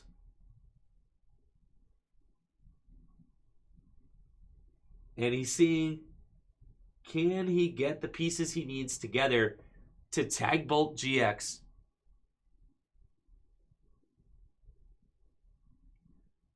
Will's grabbing the Magnolia. And maybe we'll dig for it. I mean, this could be even more devastating if he whiffs the switch. If he goes for Magnolia and whiffs the switch, I mean, I'm willing to bet that Andrew Barlow does not use Zacian V this next turn. I think Will is safe to full blitz. Will can full blitz and then tag bolt. He's totally fine. I would hate to see Will overthink this here. Full blitz is totally fine. I don't think that Andrew Barlow is in a position where he's going to be using Zacian V for knockout. And tag bolt can be really gnarly, especially if you take like a 5 prize tag bolt, something like that. So I think Will can be conservative.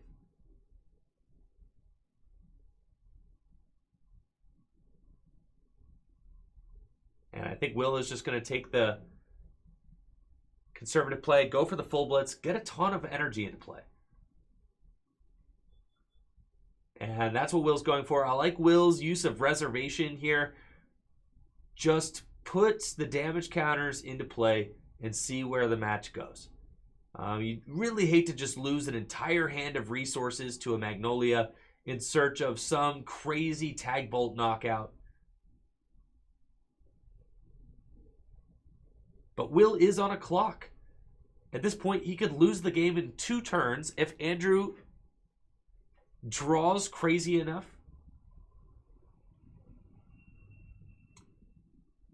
And I like this play from Will. Build up the tag bolt. And then potentially take a really sick tag bolt knockout this next turn. I mean, imagine this. Will full blitzes, even if Andrew Barlow cooks up the sauce and gets a Zacian V knockout. Then Will just promotes the 5 energy Pikarom and tag bolts for 5 prizes, completely decimating Andrew Barlow's board. I don't think Will should use the Fion here. I think just hold.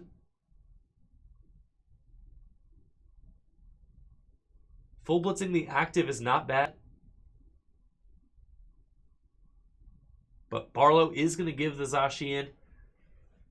It's fine to hit this thing as well.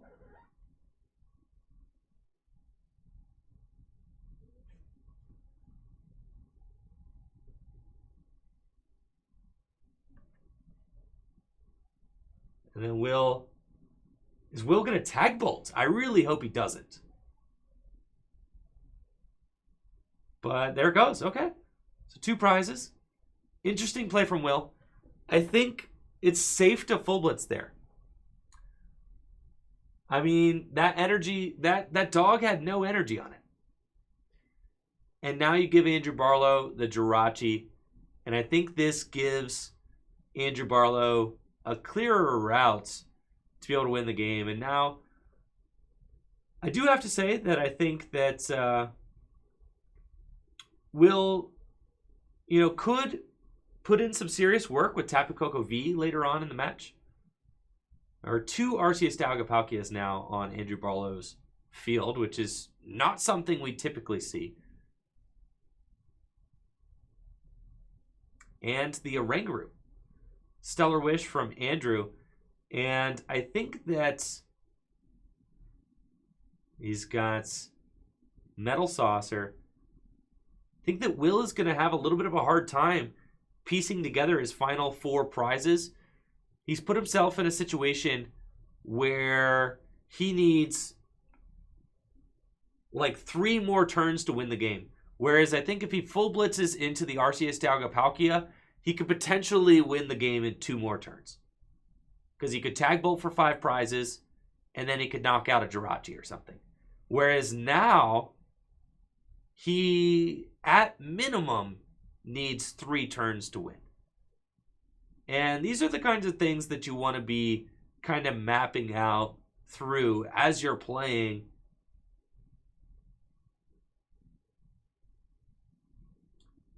Now, Andrew Barlow's only source to accelerate onto right now, unless he finds a quick ball, is actually the other ADP. And this is exactly where you don't want to be, using Ultimate Ray for 180 into a Pikarom to accelerate onto another Arceus Dalgapalkia, and the Stadium sticks. Will gets to keep another turn of Thunder Mountain Prism Star. This is obscene. This Thunder Mountain Prism Star has stuck the entire game so far. And now Will is going to make Andrew Barlow chase that Pikarom for sure. But I still feel very bad about Will's current board state. Say, Will is not full blitzed yet. He has 4 prizes left to take. That means he needs to 2-hit KO this ADP, unless he's got a crazy triple Electro Power, double energy switch, Tapu Koko V knockout, which, I mean, I guess.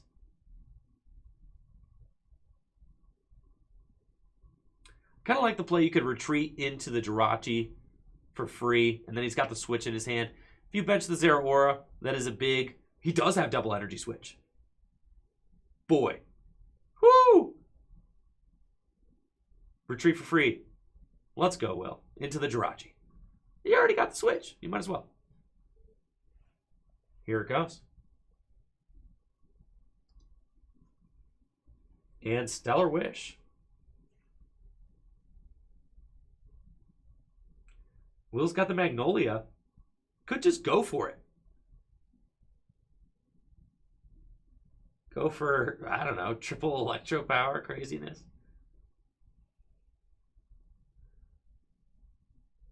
Looks like Will is going to thin his deck a little bit more. He doesn't have any more bench space at this point. And there's not really anybody in his deck that's like good to throw away. The Fion's good. The Absol's good. If there's a Jirachi, that's worth pitching. The Absol, yeah. It's like the Jirachi is the only one that's really worth throwing here.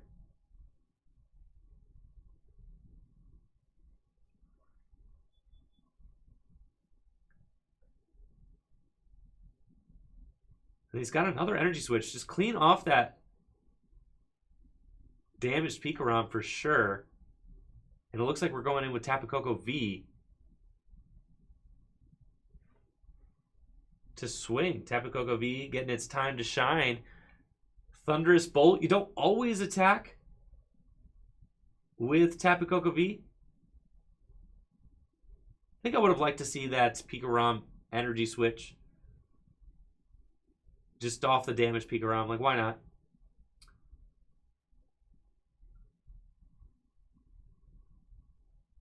And it looks like Will did not draw the Nutter Butters here, so he's not going to be taking a crazy one-hit knockout with the Tapu Koko V. He does have to 2-hit KO this thing. Fortunately for Will, Andrew Barlow does not have a way to KO this Tapu Koko V either. He's locked in gear right now at 180 damage. No Zacian Vs in sight. The question is, does Barlow have a way to gust up and KO the Pikarom and set himself on a course to win the following turn? Magnolia, he used the Oranguru, put the Custom Catcher on top of his deck. Some great synergy there. And we could see that double Custom Catcher play here. I don't believe he found it. A bunch of energy in that hand. And I don't believe a switch. And this is a situation where switch would just be so good for Andrew Barlow. We do know he only plays 3. Switch would give him an out to potentially find that Custom Catcher. And now, every turn that Andrew Barlow doesn't take a one-hit knockout, he is setting himself a turn behind. Andrew Barlow's deck is capable of taking one-hit knockouts. Every time he hits without taking a knockout, he's effectively doing nothing. Because the Zacian could just take the knockout itself. Now we do know that Will is actually down all of his stadiums. So this shrine will stick for the rest of the game. However, the Pikarom has 50 hit points left, and this game is not lasting 5 more turns, I can tell you that.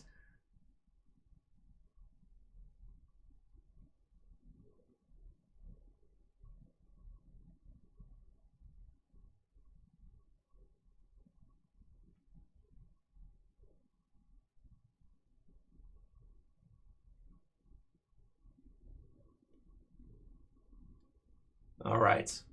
The dust has settled, and now I do think that Will is in a very favorable position to win this game. The fact that Andrew Barlow did not take crazy prize cards this turn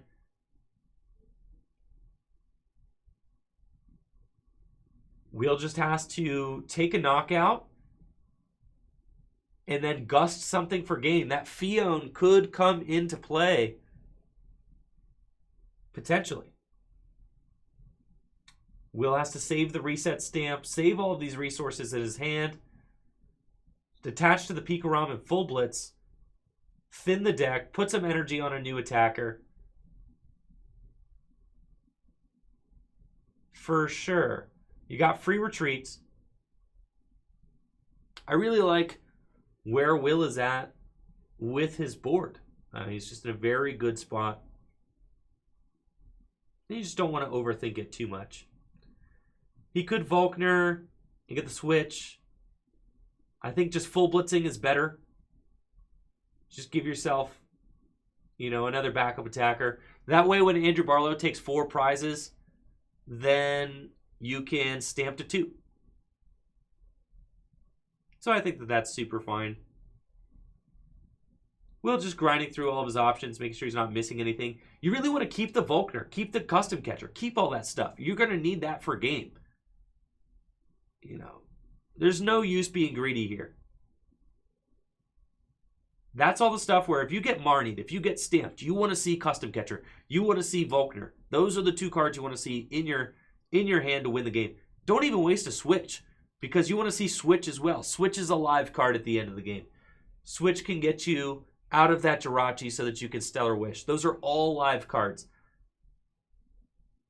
So Will is going to go down to 1 and definitely thin that deck of those lightning energies. I think just put them onto the Zeraora. You got 3, might as well. Zeraora can get in there. For sure. Thin that deck. Full blitz. 3 prizes. Will Mantho, 1 prize remaining. All he needs is a Gust, a Fion, anything to finish this game off. Fion might not do it. Make sure Barlow takes his shrine.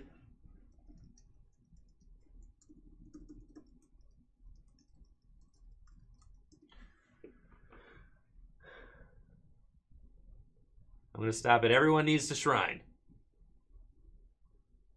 Yes. Very good, Chad. I'm on it.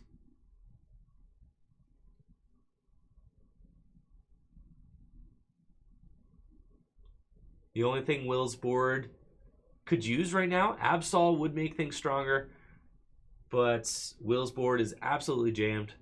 A skateboard on the Jirachi would feel really good as well.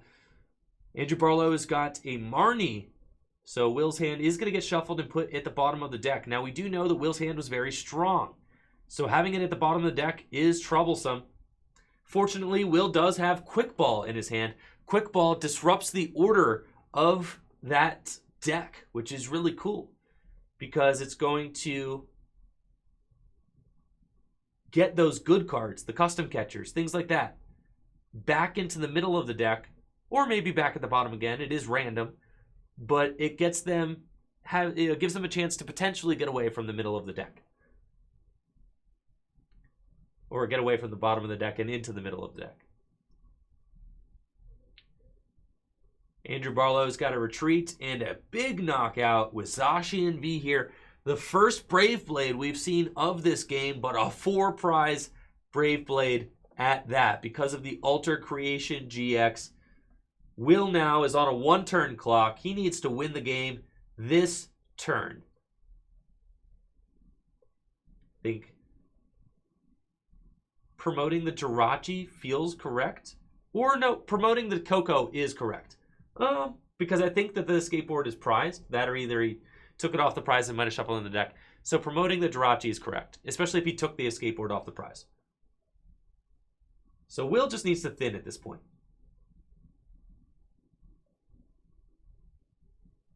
And I think you go get the Fion.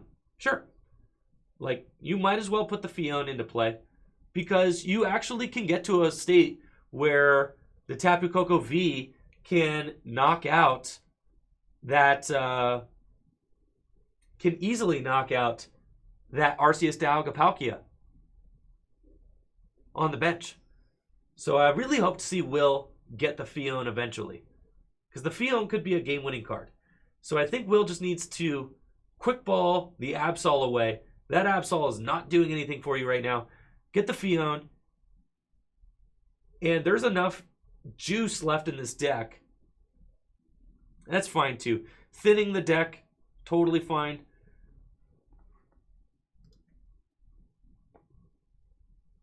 And it looks like it's going to be an incoming Magnolia from Will.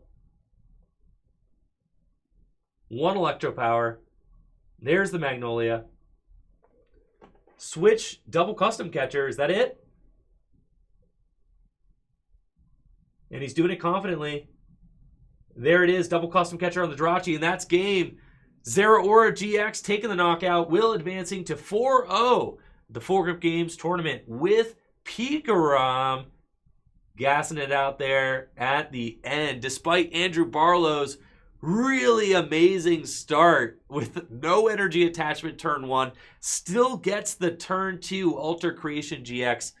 Will Mantho took a gamble early on with an aggressive Tag Bolt on a Zacian V, but that ended up being a crazy good call. Andrew Barlow unable to find another Zacian V the entire remainder of that game. And Will emerging victorious in the end. Great game by both players. We'll get Will back here in just a moment for an interview. We'll be right back. We got Will Mantho here with 4-0. Yeah. Busted 4-0. Now, Will and I were just joking before we went live. We actually both completely missed a win con that you had. And Natalie was like talking about it on the tournament table. You actually had win. You didn't even have to go. I mean, I love some excitement, but you didn't have to go for the Magnolia play. No, I did, because I didn't have energy.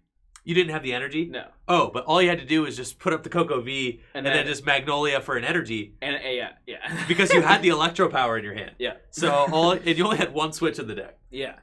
I promoted the Jirachi. I'm like, all right, I need double custom. I need double custom. You ended up ripping it all, so like Yeah. none of it mattered. But in hindsight, like, it's just hilarious. That Zacian did not have a pan on it. No, I was like, he's got a pan out, so I can't do that. So Right. I'm always thinking that Zacian has 250 hit points, but actually, Tapu Koko V does a ton of damage in its own right. Yeah, it does 200. That's quite a lot. insane. Right. So very capable of taking out Zacian V at the end of the game. Now, what did you beat last round where you didn't get to see you on stream? I beat Frank's deck. Oh, the mill deck. Yeah. Tell us a little bit about how that went. Was he able to kind of scare you at all with it? Or? Yeah, it was really scary because he milled my Fion and Absol, which, like, those two cards are really good against him because he always promotes something. For like, sure. Like with the, he had the Wops. I couldn't Coco. And, Yikes. so I could have tag bolted. Yeah. But I forgot he played Mew, and then I like don't tag bolt, and then he plays Mew down. I'm like, well, and so like he's like still won. Yeah, I still won because like he's like one card away from using the Vicargo, but Yikes. But he never did. So like yeah, he couldn't ever management because I was just killing stuff every single turn. Right. So yeah, he like had one out and he didn't have it. So. Oh my gosh! So it actually came down. It was actually a close match. Yeah, it was really close. I was scared. Okay, that's cool. Because I was actually wondering. We didn't really get to see it on stream. Game 1 versus Zap Beast, but I was like wondering how his deck would respond with like constant pressure, and it sounds like it's still kind of held its own. So yeah, it's really neat. Now, still feeling good about Pikarom, man. Oh yeah. Broken deck. After misplaying a bunch, so it's fine. Still totally fine. 4-0. All right. Well, good luck in your final round, Will, and congrats again. Thank you. Players are setting up for the 5th and final round of the Full Grip Games Sword and Shield League Tournament. We've got Nick Hunter on the left versus Will Mantho on the right. Will Mantho 4-0 with his Pikarom deck. Nick Hunter playing Zacian ADP. We have seen a lot of Zacian decks. Apparently, Nick Hunter's Zacian deck features a saucy card. I did see Nick playing around with some various Zacian lists at League the last couple of weeks. This one has got a Caparaja in it. Nick's deck has Caparaja, whose attack Muscular Nose could deal 220 damage after Arceus, Dialga, and Palkia. Then that means that Muscular Nose is swinging for 250 damage. So a very cool card there. I'm wondering if Caparaja is going to get to see any action. That could be really exciting. Muscular Nose, 250 damage. Is unfortunately just a little bit short of a one-hit knockout on Pikarom with the metal resistance, but Caparaja, a very cool, unique card out of Sword and Shield. Will is playing first, and he doesn't appear to have Pikarom, which has got him wondering, like, where do I attach my energy turn 1? He's already Stellar Wished? No way. He's thinking about an energy to the Jirachi, because then at least it'll be able to skateboard retreats. I think like at least on to Raichu. Yeah, that seems reasonable. All right, very good, Will. And then, you know, if you go turn 2, there's nothing wrong with a turn 2. Maybe a turn 2 Tandem Shock. Will does have the switch, a Thunder Mountain in his hand. He's got a lot going on. Now, it looks like Nick has got a Magnolia, so he's going to be discarding 4 Metal Energies, a lot of Metal Energies, and Pokemon Catchers in his list. He's got Energy Switches as well, Quick Balls, Guzma and Halas, whole bunch of cool new cards from Sword and Shield in this list. We'll see who he grabs off of the Quick Ball. Oh, he's got Tag Call. So I'm assuming we're going to be seeing all Arceus, Dialga, Palkia come into play. And it looks like Nick is going for 2 Arceus, Dialga, and Palkia there off of the Tag Call. And then taking a look at the rest of his deck, seeing what all he has at his disposal. 2 Arceus, Dialga, Palkias. And does he have the energy to attach? He does have a Metal Energy. He'll Quick Ball away 1, and I like that play. You never really need 2. But getting the boost draw from the Zacian seems really important. Oh, and I really like what I see here in Nick's deck. I think he's just playing a Ditto and a Zebstrika. And then he plays the Ditto and the Caparaja as well. The Caparaja, just kind of a saucy tech to put into the deck. It's like, I'm already playing the Zebstrika. Why not just throw in the Caparaja too? So some pretty creative deck building there, and you do like to see that, especially with the new format. And then Nick going to use Zacian's Intrepid Sword. No hits off the energy. And we'll see what Will can cook up with. Do your sleep check, Will. Very good.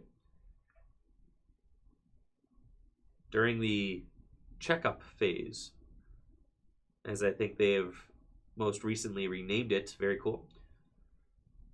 I think Will here just has to go with the Stellar Wish, to be honest. He doesn't have a Lightning Energy. You just got a Stellar. Yeah, see if you find a Volkner. See if you find something. I guess the Viridian. Oh, Double Tails. No Viridian. Viridian could get him something, but I mean, he's got the Thunder Mountain. And this hand can get pared down enough. He's got a switch as well. You know, he could Stellar Wish twice. He's got plenty of options. And he finds a Quick Ball. And he's got Magnolia in his hand. So, actually don't mind just getting Quick Ball and going for the Pikarom. And then switching into the other Jirachi. And then using Magnolia. And then you do have to find energy, energy switch, switch. It's a 3-card combination. But he's still got Dedenne. He's still got Stellar Wish.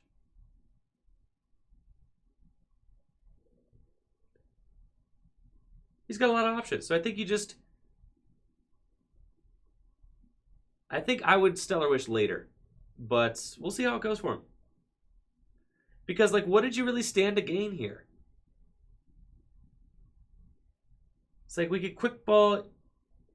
He's just quick balling away the quick ball, and I actually really don't like that. So I think, like, Will just needed to quick ball away the custom catcher. But it's fine. There are 3 radars in this list. So there's plenty of ways to find the Pikarom. And I think Will's going to custom for 2. Busted draws off the custom. Because you just want to get that lightning into the discard pile. And then Magnolia sees 7 new cards. Really aggressive draw. See, does he find a radar? Can he keep digging? He's got a Dedenne and a Pikarom. So, I mean, basically a radar. But he needs to get himself an energy switch in order to... Well, no, he's actually just got it. He's got the full blitz this turn. Perfect draws here for Will. Exactly what he wants to see. And he's got a radar. He doesn't actually need to do anything else. Switch, full blitz the Absol. Absolutely ideal. And Pikarom just out here doing its thing. Full blitz, 4 energy onto Raichu. Raichu feels really good. Turn 2. And ADP in a situation where it's just going to have to alter creation this turn. And that's it. And you're just serving it up to Will at this point. Will's got the Zeraora GX in play as well. He's got free retreat with Thunderclap Zone. The ball is just in his court. And he's not passing. We'll see what Nick is able to cook up, though, during his turn. And leaving this 3-prize Pokemon in the active feels really bad. I mean, this is just a straightforward way to just give Will the game. Will's already taken 1 prize. If he takes 3 prizes next turn, then all he has to do is clean up the game on 1 Zacian. And the game is over. And this is just how quickly things accelerate in this format. It looks like Nick is going to play Guzma and Hala, getting Power Plants, Metal Frying Pan, and an Aurora energy that he needs to use Alter Creation GX.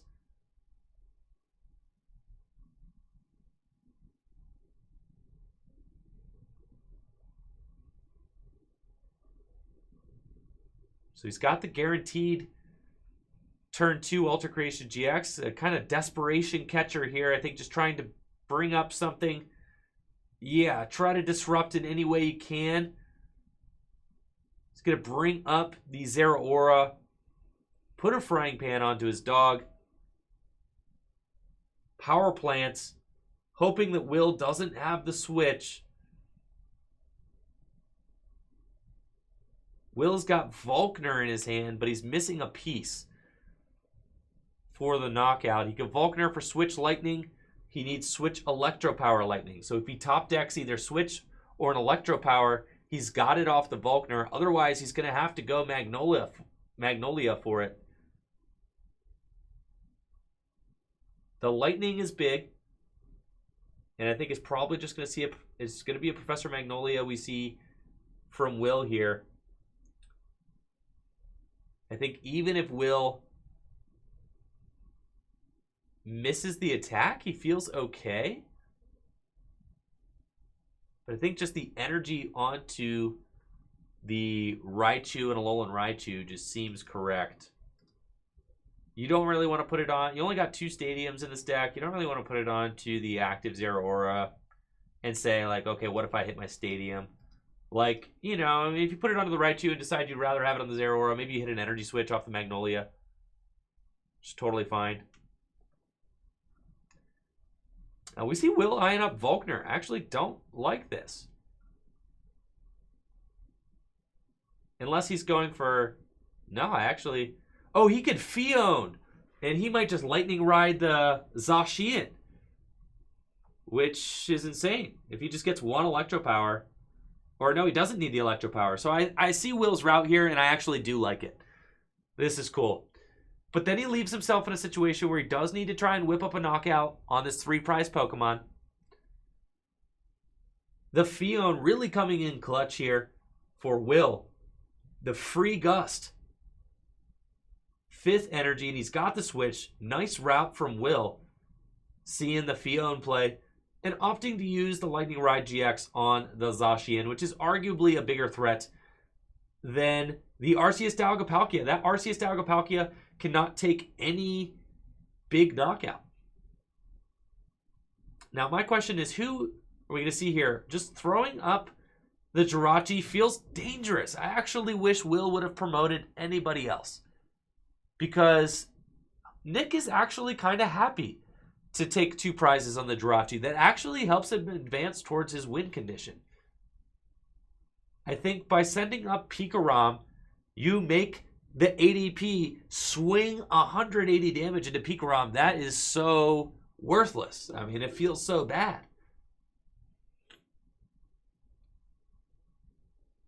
But the Jirachi is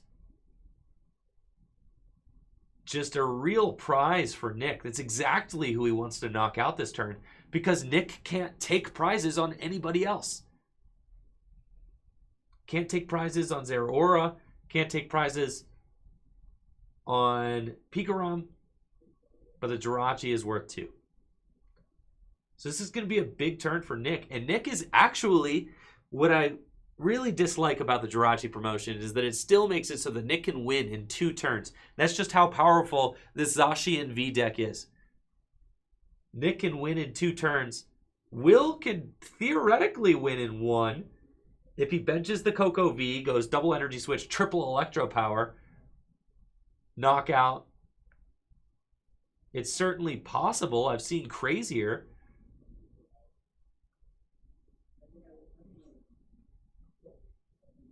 But it definitely feels sketch.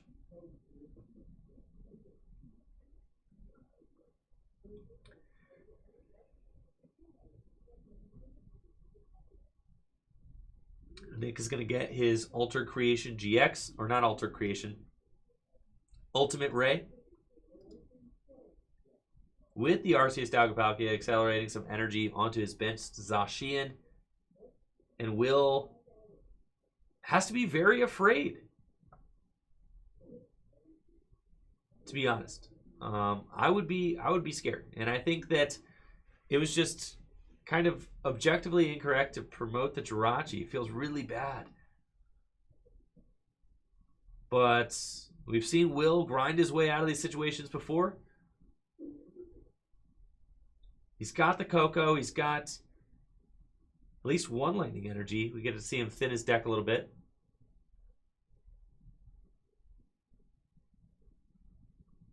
He knows that Dedenne is not going to be doing too much.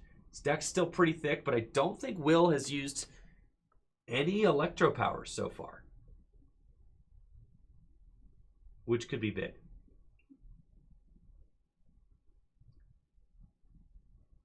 And Nick's hand is pretty dead. So this Absol could be huge, preventing Nick from using Jirachi easily.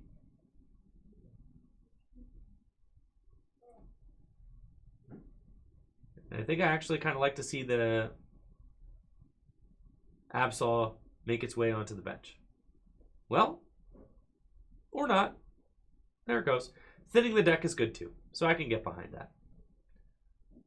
Get the other Pikarom out of the deck, because we're going for a big Magnolia this turn, and Will is looking to hit it all.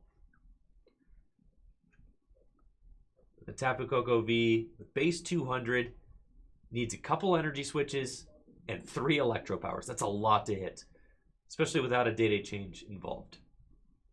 And I'm not sure that Will can hit it. However, his deck doesn't have too much else going on in it.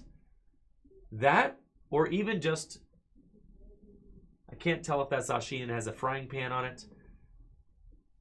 Well, yeah, knocking out the Zacian would be pretty good. There we go. Professor Magnolia. What are we going to see? Double custom catcher. Energy switch. No switch, though. And no escape board. Will does find the switch, so he is live for an attack.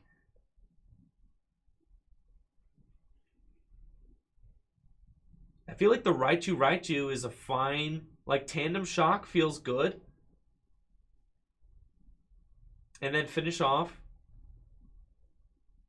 the Arceus, Dialga, and Palkia for game.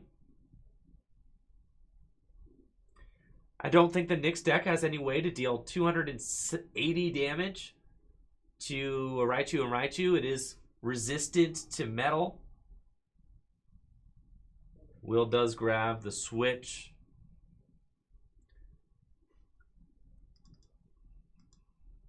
And he's got almost an attack with Coco V. I think it's probably going to be some real Raichu and Alolan Raichu hours here.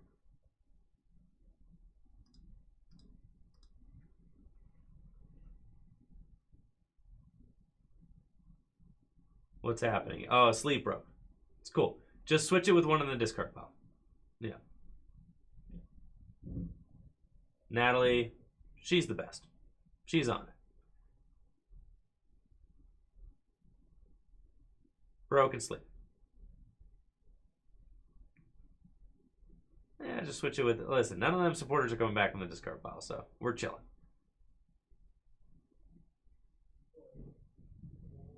And then put the broken sleeve in the discard pile, good sleeve in the deck. Finish up the game. The show must go on.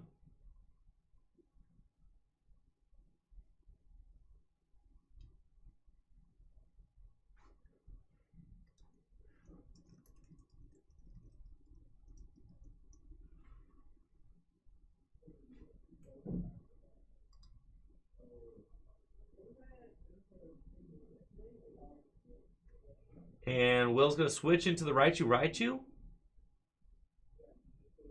I don't think it's necessarily worth gusting anything up. Just go for the 116 paralysis. I think this is fair. Raichu has a lot of HP.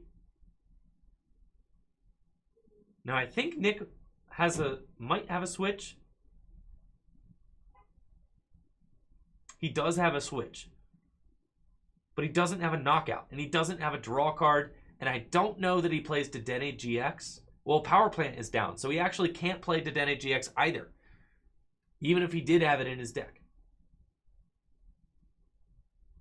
So he's stuck. He could swing with his dog, but we know that Will actually just has game in his hand. He could bring this right back up. Take a knockout with Coco V. Do whatever he needs to do. It looks like this is just switch into Zacian and swing time.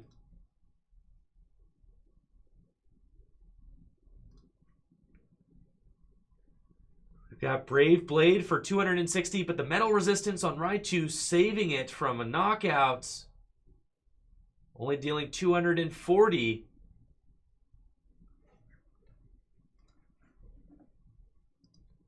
Metal Saucer onto a new dog. And Nick is out of options.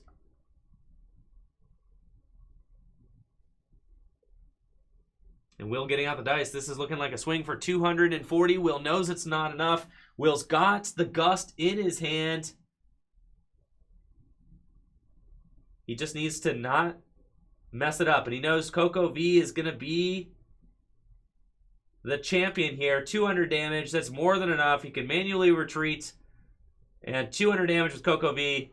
That is it for game and 3 prizes. Will Mantho 5-0 with Pikarom here at the Sword and Shield Full Grip Games League Tournament. A perfect tournament for Will with this Pikarom deck. Absolutely fantastic play from both players. Pikarom emerging victorious. And we'll bring Will back here just a second for a final interview. Thank you all so much for being here. Make sure to check out fullgripcodes.com. You can get your sword and shield PTCGO codes instantly delivered via email so that you can have it for when the set drops immediately. All right, Will back at it again. 5-0. I mean, absolutely insane performance. Pikarom, busted deck. How did it feel? Felt really good to go 5-0. Yeah, I'm sure. I mean, you were telling me that the most, kind of suspect part of playing the deck was just the turn one, right? Yeah, the turn one is the hardest part of the deck for sure. And you were choosing to go first, right? Yeah. Okay, so especially on the turn ones where you can't play a supporter, things can get really grindy. Do I detonate? Do I just sit? Yeah. A lot of questions. Did you feel yourself kind of figuring the deck out more as you played, or did you feel like it was pretty easy to pick up? I don't know, because it's really hard to decide because all the hand tricks kind of different because you're always missing one piece that you want, but most of the time I don't know. It really depends on the matchup. It's really hard to decide. For sure. To be honest. It felt like that one play where you Fioned up the Zacian. I think obviously you kind of want to use your GX on the active. Yeah. But you were one piece short. Yeah, really annoying. For sure. But you did get to use the Fion's ability, which was cool. Yeah. And definitely took a crucial knockout there. So great stuff, Will. Now, is there any other deck that you're interested in trying out, you think? Maybe next week? We get to see you next week? I want to try ADP Zacian, maybe a better version with E-Switch like Barlow was playing. Okay. Because he got the nuts on me, so. So after seeing Barlow pull off that Alter Creation out of nowhere, you're might want to try that out a little bit. Or Zacian Berserker, it's probably the other deck I want to try. Cool. But everything else I'm good on, so. Excellent stuff, Will. Well, congrats again. Enjoy your, $40 store credit? That's pretty sick. Yeah, busted, man. Enjoy your $40 store credit. Thank you. Now, I also have the rest of the results for our league tournament here. Frank Persick actually ended up coming in second place. We had Will in first with Pikarom, Frank Persick in second place with that Magcargo mill deck that we saw round one. So obviously kind of the gears started turning on that deck, and that deck ended up performing very well. I believe Frank's only loss was to Will with Pikarom. In third place, we had Thomas with Zacian ADP, who we saw on stream as well. And in fourth place, we had Cody Gray with, you guys won't believe it. You won't. And then you're going to be mad that it didn't. He beat Baby Blacephalon in his final round to make it fourth place with Rillaboom. Cody Gray with Rillaboom Box made fourth place, beating Baby Blacephalon in his final round of the tournament. And if you want to know how, it's because he had Araquanid in his deck, which cannot be damaged by Fire-type Pokemon, which is just absolutely insane. So really looking forward to potentially seeing that Rillaboom deck in action in the upcoming Proxy Legal Tournament this Sunday. Make sure to tune in. If you're in the area, you can make the trip out. It's going to be an amazing event. We've got this upcoming Sunday a Sword and Shield tournament where there is a case of Sword and Shield booster boxes, 6 booster boxes of prizing for the event. Proxies are going to be legal. It's going to be unsanctioned, so you can play the new Sword and Shield cards before they are legal. If you're not able to make the trip out, of course, make sure to check out Tricky Jim. We're going to be streaming it most of the day on Sunday. I believe the tournament starts at 1 p.m. So 1 or 2 p.m. Don't quote me on that. Do you know what time it starts, Aaron? Oh, well, don't quote me on that. You can check us out on Facebook, where we have all of our event info on Facebook.com, Full Grip Games on Facebook. Thank you all for an amazing stream. Make sure to check out FullGripCodes.com. We've got PTCGO codes for instant email delivery, FullGripCodes.com. Also, make sure to check out FullGripGames.com. We have Sword and Shield singles available now on the website. Thank you all so much for another amazing stream. I will catch you back tomorrow morning for the set release of Sword and Shield on PTCGO. I'll be live at about 11 a.m.-ish, and we're going to be cracking this sweet stuff we got from the... thank you guys for the bits. Thank you, Beasley, for those bits. Much, much appreciated. And we are going to be cracking that Sword and Shield product that Pokemon sent me during the kind of morning hours of the stream, and then transitioning into an all-day Sword and Shield marathon stream which is going to be really, really exciting. So you all have a great day. Take it easy, and thank you so much for tuning in to Tricky Jim. I'll catch you guys tomorrow.